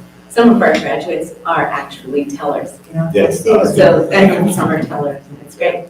Yeah, I know it's a graduation requirement, okay, so it's a high school requirement, but we've had plans in the past that bring computer science to every grade level in some way. if we could find a way to do this, that would be huge. Just- Is this, well, do you know yet if it's a 2.5 or a 5 as a graduation primer? So at 2.5, although there are 5 credit courses that touch upon this, so a student can take an economics course, and that would, that would fulfill the requirement. That if you're in banking, if you're a banking internship, that fulfills the requirement. But there's a very specific course that we are doing this year that is a half year, and we can provide it to more students, and that's a 2.5 class. And we're using curriculum supported by the savings bank. All right, thank you. John and Cindy, before we talk about cursive writing, we don't need a history lesson in cursive writing. We read your report. Not to be the boss of the meeting, do you want to flip so that we both have PowerPoint slides, so Cindy went first, or Sally went first. She could do her slides. Well, then I can also let the students go. Okay, sure, yeah, perfect. All right, come on. Can we do a little? It was very detailed. Did So you formal. use ChatGPT? Is the question. No, that's all. And I could go on and on, as you know. Well, they're setting up, that group last week, and there's a kid sitting next to me, Harvard MBA, submitting a paper to the class using ChatGPT, a split screen right there. I just saw him copy and paste it. I had just been with some friends who are professors and teachers. We were talking about how to get around it. And then there's Harvard MBA. There's no way to get around it. People use it at work. There's literally no way to. People do it for their best man speech. Work is one thing, it's just a tool. School. I think we're all set, right? All right, well, thank you for welcoming us to our presentation. We wanted to talk a little bit about the purpose of DEI being just one part of the curriculum review process. So before I kind of get into the intro for that, I brought some people to help me, and I just thought we'd do some introductions if you all want to introduce yourselves. My name is Emma Bayet, and I'm a senior. Hi, my name is Colleen Youth, and I'm a senior. I'm Jared Sims, and I'm a senior as well. And Lisa's going to help us out as well. So, right. So the curriculum review process actually involves many, many steps. There's all sorts of parts to it. I mean, when we want to look at curriculum, we're looking at, the curriculum that's been developed, the instruction that goes along with that. We're looking at, developing formative and summative assessments. We're looking at activities, and we're looking at the materials that we use. And when it comes to materials, there's all sorts of different materials that teachers will use, whether it's a textbook or a workbook, or it could be, a website or a program, those kinds of things. And we look at all sorts of things. We're trying to find out if those materials are aligned to the frameworks that the state has for us. Are they vertically aligned in regards to where they are in the grade? We're making sure that those textbooks are up to date, that they're accurate, that they're user-friendly for both teachers and students, that they are differentiated, that they have supporting factors to them and help with scaffolding, and does it follow and go along with our scope and sequence? But there's also another part to it that we look at. Because, for a few reasons, part of which, Janelle was talking about with the TFM, is that, and also DESE is just asking that we look at certain parts of the materials that we use to make sure that all of our students feel included and that they are represented. So what we're going to do is we're going to show some slides to show you the different aspects of that we look at as just one part of the curriculum review process. All right, so we'll go on to the first slide. All right, so to start it off, making judgments about others based on external appearances, such as physical attributes and age, lead to assumptions about a person's character and abilities. So our materials should portray all age groups and races with a full range of human traits, attributes, and capabilities. They should represent people of a variety of body images and opportunities to counter prejudice and stereotyping with regard to body image. A belief system is an organized set of doctrines, attitudes, values, or ideas about some philosophy, being, phenomenon that have an influence on how people live. So not only should our materials represent the various religions and beliefs that we have in America, but they also need to be represented accurately and truthfully. So all of our material needs to represent these objectively to prevent any sort of bias that could impede a student's understanding of them. Ability is the capability to perform or accomplish something, and a disability is a condition that provides physical and or cognitive challenges to a person's capacity to perform or accomplish something. So our materials should show people in a wide variety of occupations regardless of any disability, which will convey the message that a disability does not prevent a person from having a productive and meaningful life or positively contributing to society. So family structure. A family is an extended group of related people. There are a variety of family structures, such as single parent, two parent, extended families, blended families, families with no children, biologically unrelated families, families with same-sex parents, and families with interracial or interfaith parents. So we believe material should show how various cultures and beliefs of children and family members inside and outside the home environment, the extended family, through community activities and through family relationships. So all genders must have equal opportunities for personal achievement and success without the constraints of gender role stereotyping.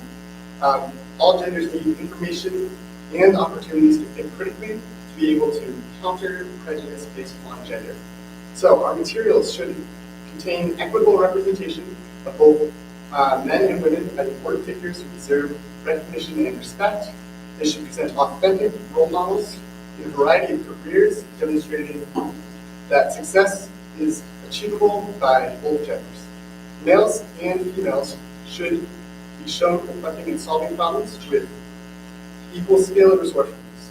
Materials should represent the potential of both boys and girls to accurately apply attributes such as confidence, willingness to take risks, empathy, kindness, and kindness equally to both genders. They should acknowledge an individual's sexual orientation or identity does not reflect their ability to lead a satisfying, productive life. So race and ethnicity. Race is a classification of groups of people of a common ancestry distinguished by physical characteristics such as skin color, shape of eyes, hair texture, or facial features. An ethnic group is a group of people who share a particular cultural heritage or background. Every American belongs to one or more ethnic groups. So materials should ensure that the history of racism and inclusion is presented honestly with a balanced perspective, so it tells both sides of the story. It should use private sources so that people are described through their own words and images. Additionally, it should reflect the positive creative contributions that diverse racial, ethnic, and cultural groups make to their community. And socioeconomic status. So this is kind of near and dear to my heart because I grew up in kind of a low socioeconomic status. And indicators such as education, wealth, inheritance, and occupation establish one person's socioeconomic status. Materials should reflect a broad range of standards of living, expectations, and achievements of people. They should depict people from all socioeconomic groups making valid contributions to life and society, and they should also include the perspectives of people from a broad range of geographical regions in the United States as well as throughout the world. And I think all of these particular lenses allow our students, or they bring our students to us with a particular perspective. And what our challenge is as educators is to understand who those students are and then select materials that allow them to access material. Because when you're not connecting with the material, there's a disconnect. And I think that sometimes when we provide materials that are not within the context or the lens of our students, there can be a perceived achievement gap or an ability gap, where in fact it's really not that at all. It's just that they have no context or no background knowledge. For example, in the 7th grade math MCAS, there was a question that nearly 75% of the students got wrong. And the reason why is because there was the term alteration. Alteration being something to be altered, like your clothes being altered. This is not something that our current society is like we understand, or like it's not common. But my parents and my grandmother was an expert seamstress. She used to sew my grandfather's suits and often had things tailored. And that was common. You had one or two good suits and you had them tailored. Kids nowadays, they've never seen that before. And so they were like, what is this alteration? And then all of a sudden, it wasn't addressing their knowledge of math. It was addressing their context and their background knowledge of their experience. And so as soon as that becomes, unfamiliar to students, you can see them shut down. You see a word or a phrase and they shut down. So that is why this is so important to look at our materials and say, are we bringing materials so that the lenses of our students are being reflected in the information so we can meet them, so they have content and they have the curriculum that is capable of bridging those contextual and achievement gaps. So you're saying the state of Massachusetts wrote a test that doesn't perform to DEI? The state So of they have to, they themselves. So I think what's important is that they are constantly in review process, and there are, depending on when the tests are developed, because it is a process. So how do you guys go, we're just running short of time, we've read the presentation. How do you go about doing this in curriculum? Are you counting the number of people of a certain status that are on a worksheet? How do you actually do it? So we do have curriculum bias review sheets, I believe that I have linked to the report, and again, that's just one part, I mean, we have other things too, but we will go through the materials, and, we're not necessarily counting or tallying something, but, it's. Because I can tell you, HR in corporate America is doing that for personal. Well, we're not we're not keeping a graph of how many people are, it's not that detailed. However, we as, myself, the department heads, the teachers, will look at the materials, read through them, and, think about these things as they're looking through. For example, when, if you ask young people to draw a picture of a scientist, it's kind of like an Einstein-like guy. And when I would bring materials from Harvard that I would work with my students, they produced this material called I Am a Scientist, and it was a variation of men, women, people from every different background, identifying, what type of scientists they were, what type of background they had, were they, rich, were they poor, were they interested in sports, were they not? And it really broke down the boundaries. And I know for a fact some of my students were like, oh my gosh, I can see myself as one of those people. So it's not so much counting, but it's like, who are the students that are in front of you? And does my material help connect them with success? So these images, presumably our student population change from year to year, Absolutely. even within, so we're constantly having to get different materials. Not purchasing different materials, so you want to make sure your materials are pretty standard, consistent and standard. What you want to do is bring in resources like I Am a Scientist. That is a wonderful resource, and they are constantly updating. And there are lots of different, people that are working on that, reviewing, and adding into that resource. So I think that's really what it is. Are we looking at our students and helping them bridge that gap? And again, that's one piece, when I was looking at that green that you were voting on earlier, we were looking at other things as well, like if it differentiates, doesn't reach, around the wall because everything, so it's just one plus. It's just on time that we mentioned something that I think that the school committee is looking at as well. And we know this, we are talking about, we have to look in terms of looking at achievement, student achievement. When we get our accountability reports, when we have reports, we look at subgroups as well as the general population of students. We talk about closing that achievement gap.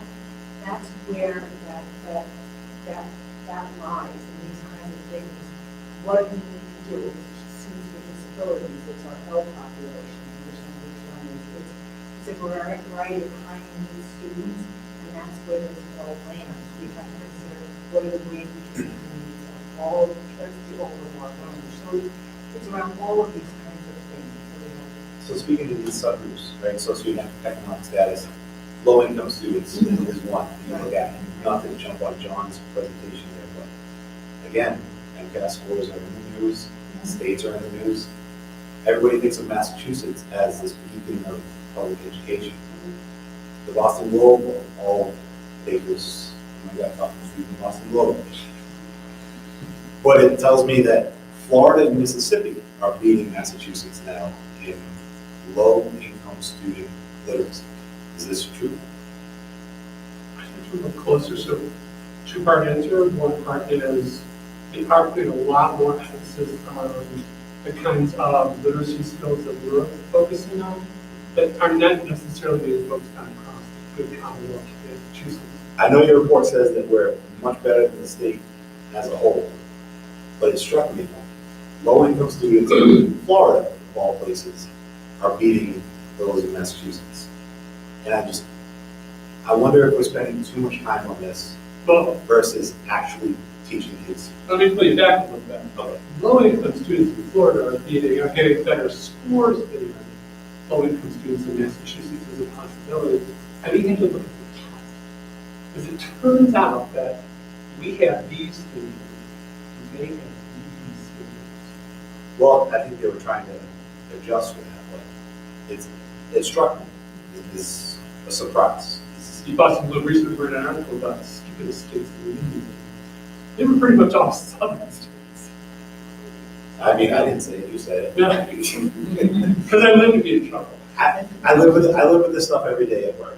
I create training for adults, for accountants, and I have HR constantly counting the number of people of different skin color in my training. And I cannot tell you how much time is wasted doing that.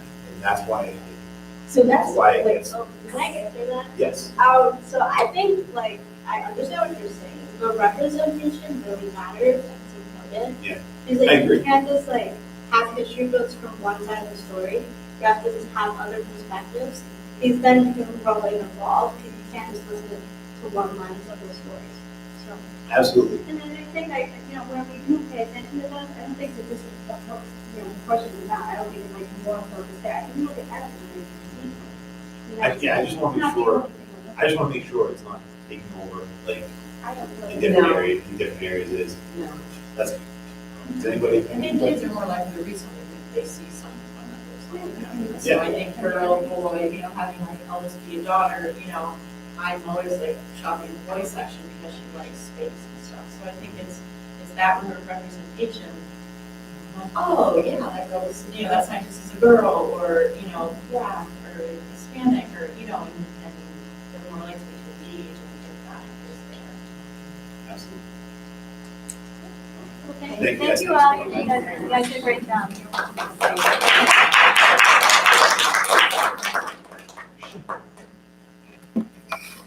Sean, now. Cursive. Cursive. I didn't mean 27 I didn't yards mean to on- question about cursive writing to become a big thing. And yet, there it is, a report in our thing about cursive writing. Yeah. So. That's Jack.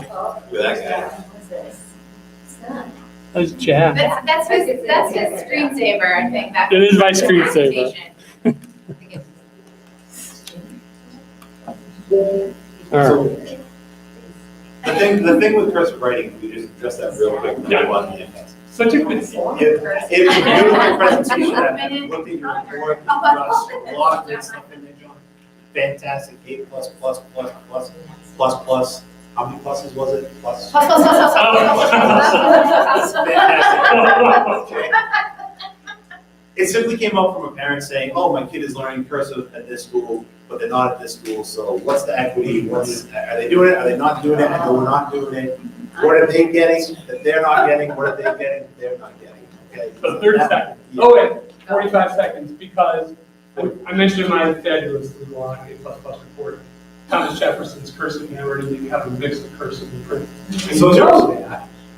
I write just like Thomas Jefferson, and I know that because Thomas Jefferson and my kid go to the same school. I've seen Thomas Jefferson's handwriting. At the same time? Not at the same time. Very quickly, one of the things that we've been talking about, Cindy and I have been talking about, Carol and I have been talking about, is getting people on the same page with what we are not using during our school day. This is a classic example of someone who had a smart idea and didn't kind of run it by anybody. Just, oh, let's keep listening. And that's what we need to start to move away from, because as you can see, the actual report, the education report, we don't have to do stuff. I mean, you know, is it awful? No, really. But, so we are continuing to align our curriculum better so that we don't get those discrepancies. Wait, can I just say one thing? Sorry. Because I feel drawn into this. So. I believe this is your fault. So, but what if this, so teachers, there is some free time during the day. There should not be. Well, what if kids are finished before other kids? And they should be doing something more challenging. Oh, I can't. So if you're a fast finisher, let's say you're a math fast finisher. Yeah. I'm going to find for you some deeper work to do, because that's where the work is, right? That's what we've got to get better at. How do we, you know, we talk a lot about special education. We work really hard to challenge our most challenged learners. But we've got these kids here that can be, and that's our challenge. We are growing with middle of the road kids, and we are getting better at special education. But we've got to learn how to challenge better. So when I hear someone say, well, let's have a PD on something unrelated to learning. CPR? Possibly. I think, oh, no, because I really need that time. All right, I get it. Your point is very valid. Yeah, I'm just gonna jump in real quick, I'll make it brief. This teacher was looking to differentiate her instruction, so we're doing foundations, and it is a curriculum that we use, and there's cursive in that foundations that we don't really have the time for. She was trying to challenge her students, which I applaud, because we do want to differentiate. We have since talked about that, maybe doing a much cursive, because their children are interested in learning this. So we don't want to hold them back, but at the same time, could we do it at a different time?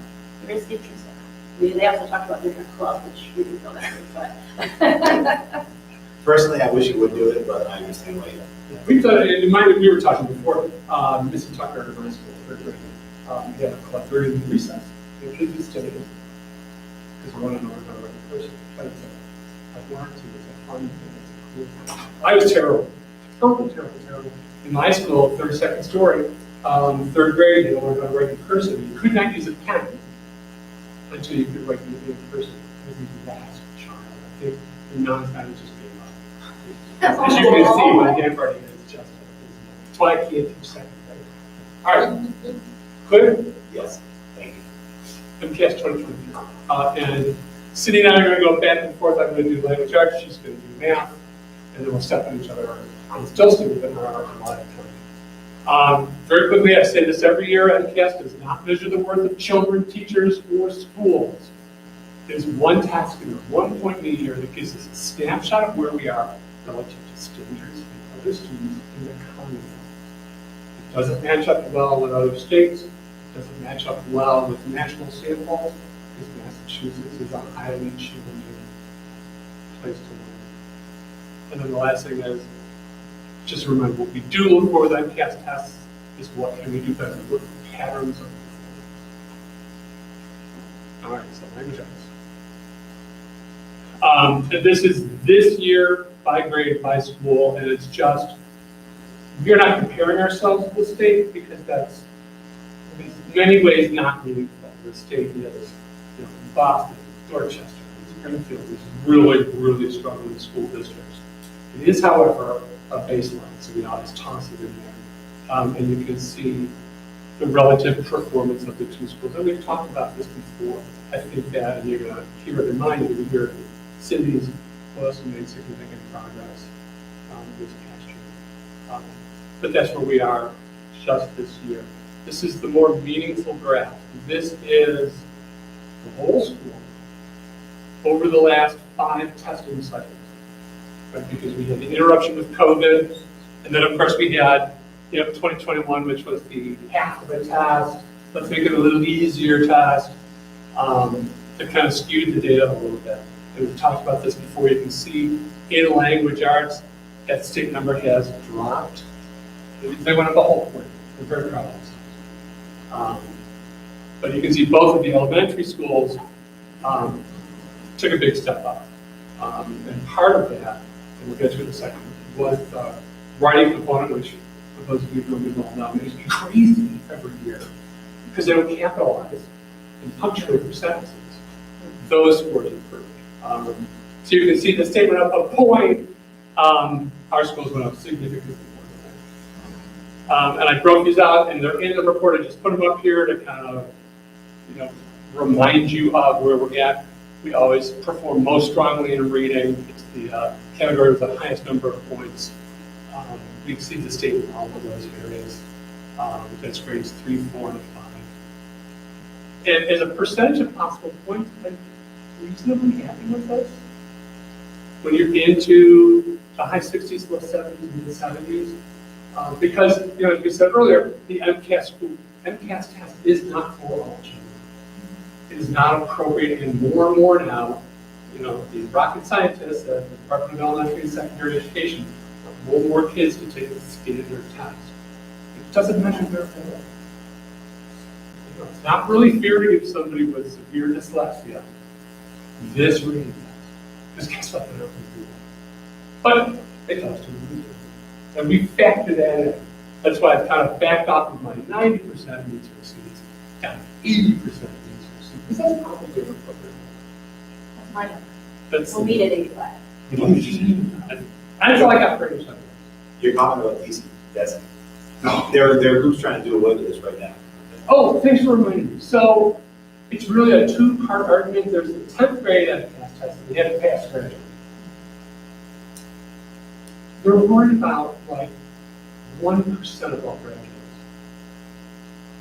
Because the test can be taken over and over again. It's the easiest test. Because guess what? What's our 99%, 100%? They all pass it. You could dump it. It's not because we shouldn't have a standard for graduates, because our diploma should mean something, but the test that they give our graduates doesn't really reflect a challenging one. Because guess what? Up until 10th grade, it's 45, 50, 45, 50. We're across the board. And then magically in 10th grade, it's a political document. If you keep, on the other hand, if you keep perspective in mind,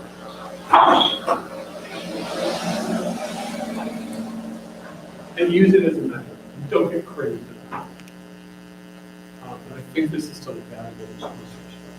It tells us, we just had this conversation, where are we now? We had some real barriers 4 years ago. But in looking at this assessment and looking at some benchmarking assessments, we realized a lot of our issues around pedagogy. And sometimes it's something as simple as somebody teaches 15 minutes to do cursive. Sometimes it's, I'd rather teach this thing that way. And while you want to always respect teacher judgment, you have a curriculum for a reason. You can't get better if you don't practice the curriculum for you. So I would keep it. It's 2 separate arguments, the 10th grade test. Well, that's my question, because we hear all the time from you all, don't look at it too good, don't look at it this way, all the change. It's not that big a deal, it's 1 point in time. But then at the same time, it's what we have. It's what we have to judge, or not to judge, but to track or to measure. Judge a little bit. Judge is a fair word. Yeah, I'll judge you, sure, anything. No, but seriously, if not this, then what? No, for that, for judging where we are, where we want to go, this is a perfectly reliable test. It used to be, so Lisa mentioned test item earlier, and actually in the math section, we've got a couple of examples of the report. She mentioned a word that kids wouldn't know now. And you get that type of a question usually. Something that's just not that, somebody like me would say, oh, here's a good math question. But the kids would have no idea about it. So you look at that and you measure your results based on that. But sometimes, like symmetry questions, like, oh my goodness. They didn't know symmetry. There was a misconception because half the kids in Boylston knew, half the kids in Massachusetts knew. I have one kid that knows symmetry. So I saw that in your report, I was gonna ask you a question like, we have the same math coach at both schools. So how? Well, so not so much how, because I can see, and there's a little bit more of the story that Lisa goes through as well. But what you have to look at, so that says to me, how do we miss this vocabulary thing, which ends up folding back in nicely to the work we're doing right now about vocabulary. Because that is, which is having a PD day a week from Wednesday. It's a math section, but it's not mathematical vocabulary, how to effectively teach it. The instruction in that grade level created some kind of misconception. We'll never know what it was. How doing something, math coach wouldn't catch it, but a math coach didn't fix it. So math coach has a secret involved, but Boylston did get it. Yep. From, You went from darts and Gordon down to how many go? Can I jump in here? Because we're talking a little bit about math. Hey, no, it's yours. Right back. So one of the things that I'm looking at, I know this was brought to my attention when I first started, is we're using the same curriculum with fidelity. That's the word you're going to use. That's what I'm looking into as the new administrator of this building. How are we using it? Because there is a discrepancy you'll see in the math scores too, that Berlin's comes in a little bit higher on most things. And we're behind them. So we're using the same curriculum, and we have the coaches, which they were both amazing. What are we missing? So that's my job, is to dive into that. And go from there. One other note, when I was in the classroom, getting my MCAS scores was like Christmas time for me. It showed me what I taught well and where I taught well. Coming in as an administrator, I look at what we're doing as a whole. What are we doing well and where can I support that? We started that at Boylston. We have some math, Mrs. Sykes math challenging going around. The kids are loving it. It's about getting them to get the buy-in, because one of the things I've heard in our school is, I don't like math. As an educator, that pressures me. We don't want them to ever say that. I don't care if they're second graders, kindergartners, fifth graders. We want them to love math. So that's all they ever hear. I tell them that is my favorite subject, and it is one of them. So this is very similar to what John went over before, but it's math, and we're talking about the schools compared to the state. I use the state, as John said, as a baseline. We always want to do better than the state as a whole. But if you look at our scores in grade 3, Berlin was at 68, we were at 61. We got you in grade 4 there, though. Friendly competition. Yeah. 64 to 66. We do have a little friendly competition going on. Grade 5, 54 to 50. Again, we're all ahead of the state. Gives us a point, and this is for meeting and exceeds. Can we do better? Absolutely. This is the one I like to see, and also the one that, this is where I put in the report, where are we going? If you look at 22 to 23, just for Boylston, we're steady. You always want to grow. You always want to see improvement. So what aren't we doing there, and how do we improve that? BMS was a little bit higher in all years. I like tracking over the years. Again, I just started in July. I need to dive into the data, which I will tell you is all over my dining room table, much to my husband's dismay. I have, going back, I'm looking at data for all the grades, but going back to 3rd grade, well, how are they going to do in 4th grade? So we go up the grades to see where are we going. There's a I love the data part of this job. I love the data part of MCAS. And again, it's a day. And I've had students in my past as a teacher, as a principal, where they outscored anything I ever thought. And when I asked them, well, what did you do differently? I wanted to do good. That's huge. I ask you one question, and John, maybe you have more information from our district, but for the last few years, I've had this impression that because of COVID, we got through and math came back quicker and better than the language. But looking at these here, over the past 5 years, we're down. This trend on this screen is down. So I know from last year to this year, kind of flat, 21 to this year, well up. Yeah, yep. Just, if you toss out 19, then just kind of flat. And I agree. I think that the stability of math, when we talk about come back from COVID, the stability of math stayed the same for us. It's kind of, we didn't lose a ton of ground. You can see 21, we kind of everybody dropped a little bit. And then there's that recovery. One of the tricks with this is you gotta remember in Berlin, we're talking about 87 kids for every kid that one panel. You know, so when I get up from 64 to 61, that's essentially the same school. The problem is 64 and 61 is where we want to be. Well, no, because that was another thing that I saw in your data, both schools, anywhere from 25 to 40% of the kids in any particular measurement are not at the meeting. They're partially or not. I mean, how do we go out? Like, it's October, okay, it's Halloween, I'm gonna be at an event with a lot of BMS parents. In a classroom or a class of 30 to 40 kids, 30% of them is 12 kids. What 12 parents do I go to and say, I'm sorry, we're not working for your kid? It's not working for your kid is not at the basic level of the meeting. I think that's where sometimes the test gets skewed.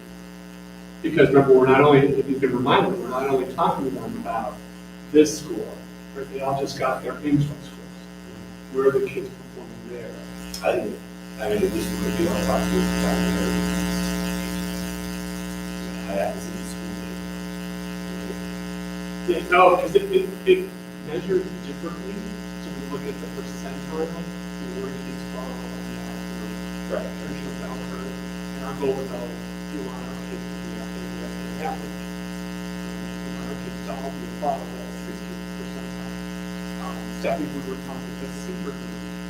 And probably not you get there. So like that test, so 9th, 3rd grade, for example, there are several children.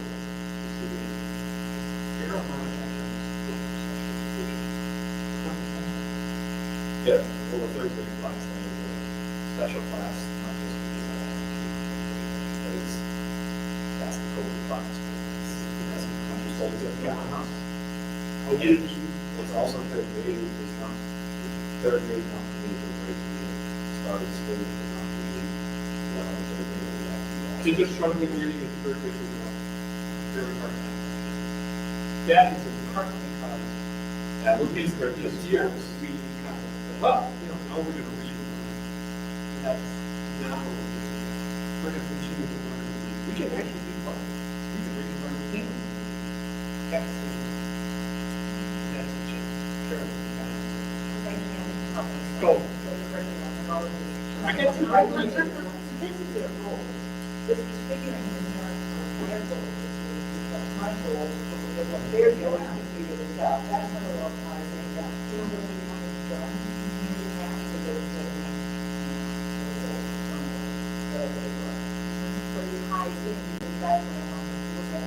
This slide in particular is not really that big. These are not hopeful. That means it's 5 years. So if you remember, this could be a group that's gone up through the years and is already lacking because they've fallen behind. You're already always asking your COVID, how we can get these kids up. Well, that's the thing, Carol. Right. 3 years ago, we didn't sit in this room, we sat on their damn computer. And we talked about, how are you gonna catch these kids up? And the answer was, well, the next teacher will take the beginning of the year to figure out where they are. And now we're seeing, well, you didn't do that because college kids can't do basic math, or kids are falling behind. We're seeing 30, 40, 50% in some cases of kids not meeting expectations. Right. So how are we that gonna is, fix should this? be something we're looking at with that cohort of students that did fall into that gap, right, during the COVID years. What's happening because math is cumulative, and it's a cumulative. So, ruthless. So if we lost them before, what have we done, and what do we need to do to get those kids on board?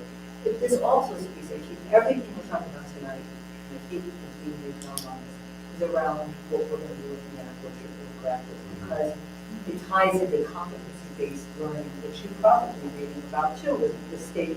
Now DESE is looking at moving, I don't know, when in the future to competencies versus standards. And then going to look at skills and understandings that students need to have when they, at the time they graduate. Bigger than this, it's not only that they have a knowledge base that they can add when it's time to compete, but how do they apply that in the outside world? So that's, again, another step of that. So all of those things are coming up. But your point, you know, everything in this, I think we have to look at those cohorts of students. We're already seeing the change, so aside from the symmetry question, when I put in my report, there was a question about, it was measurement, not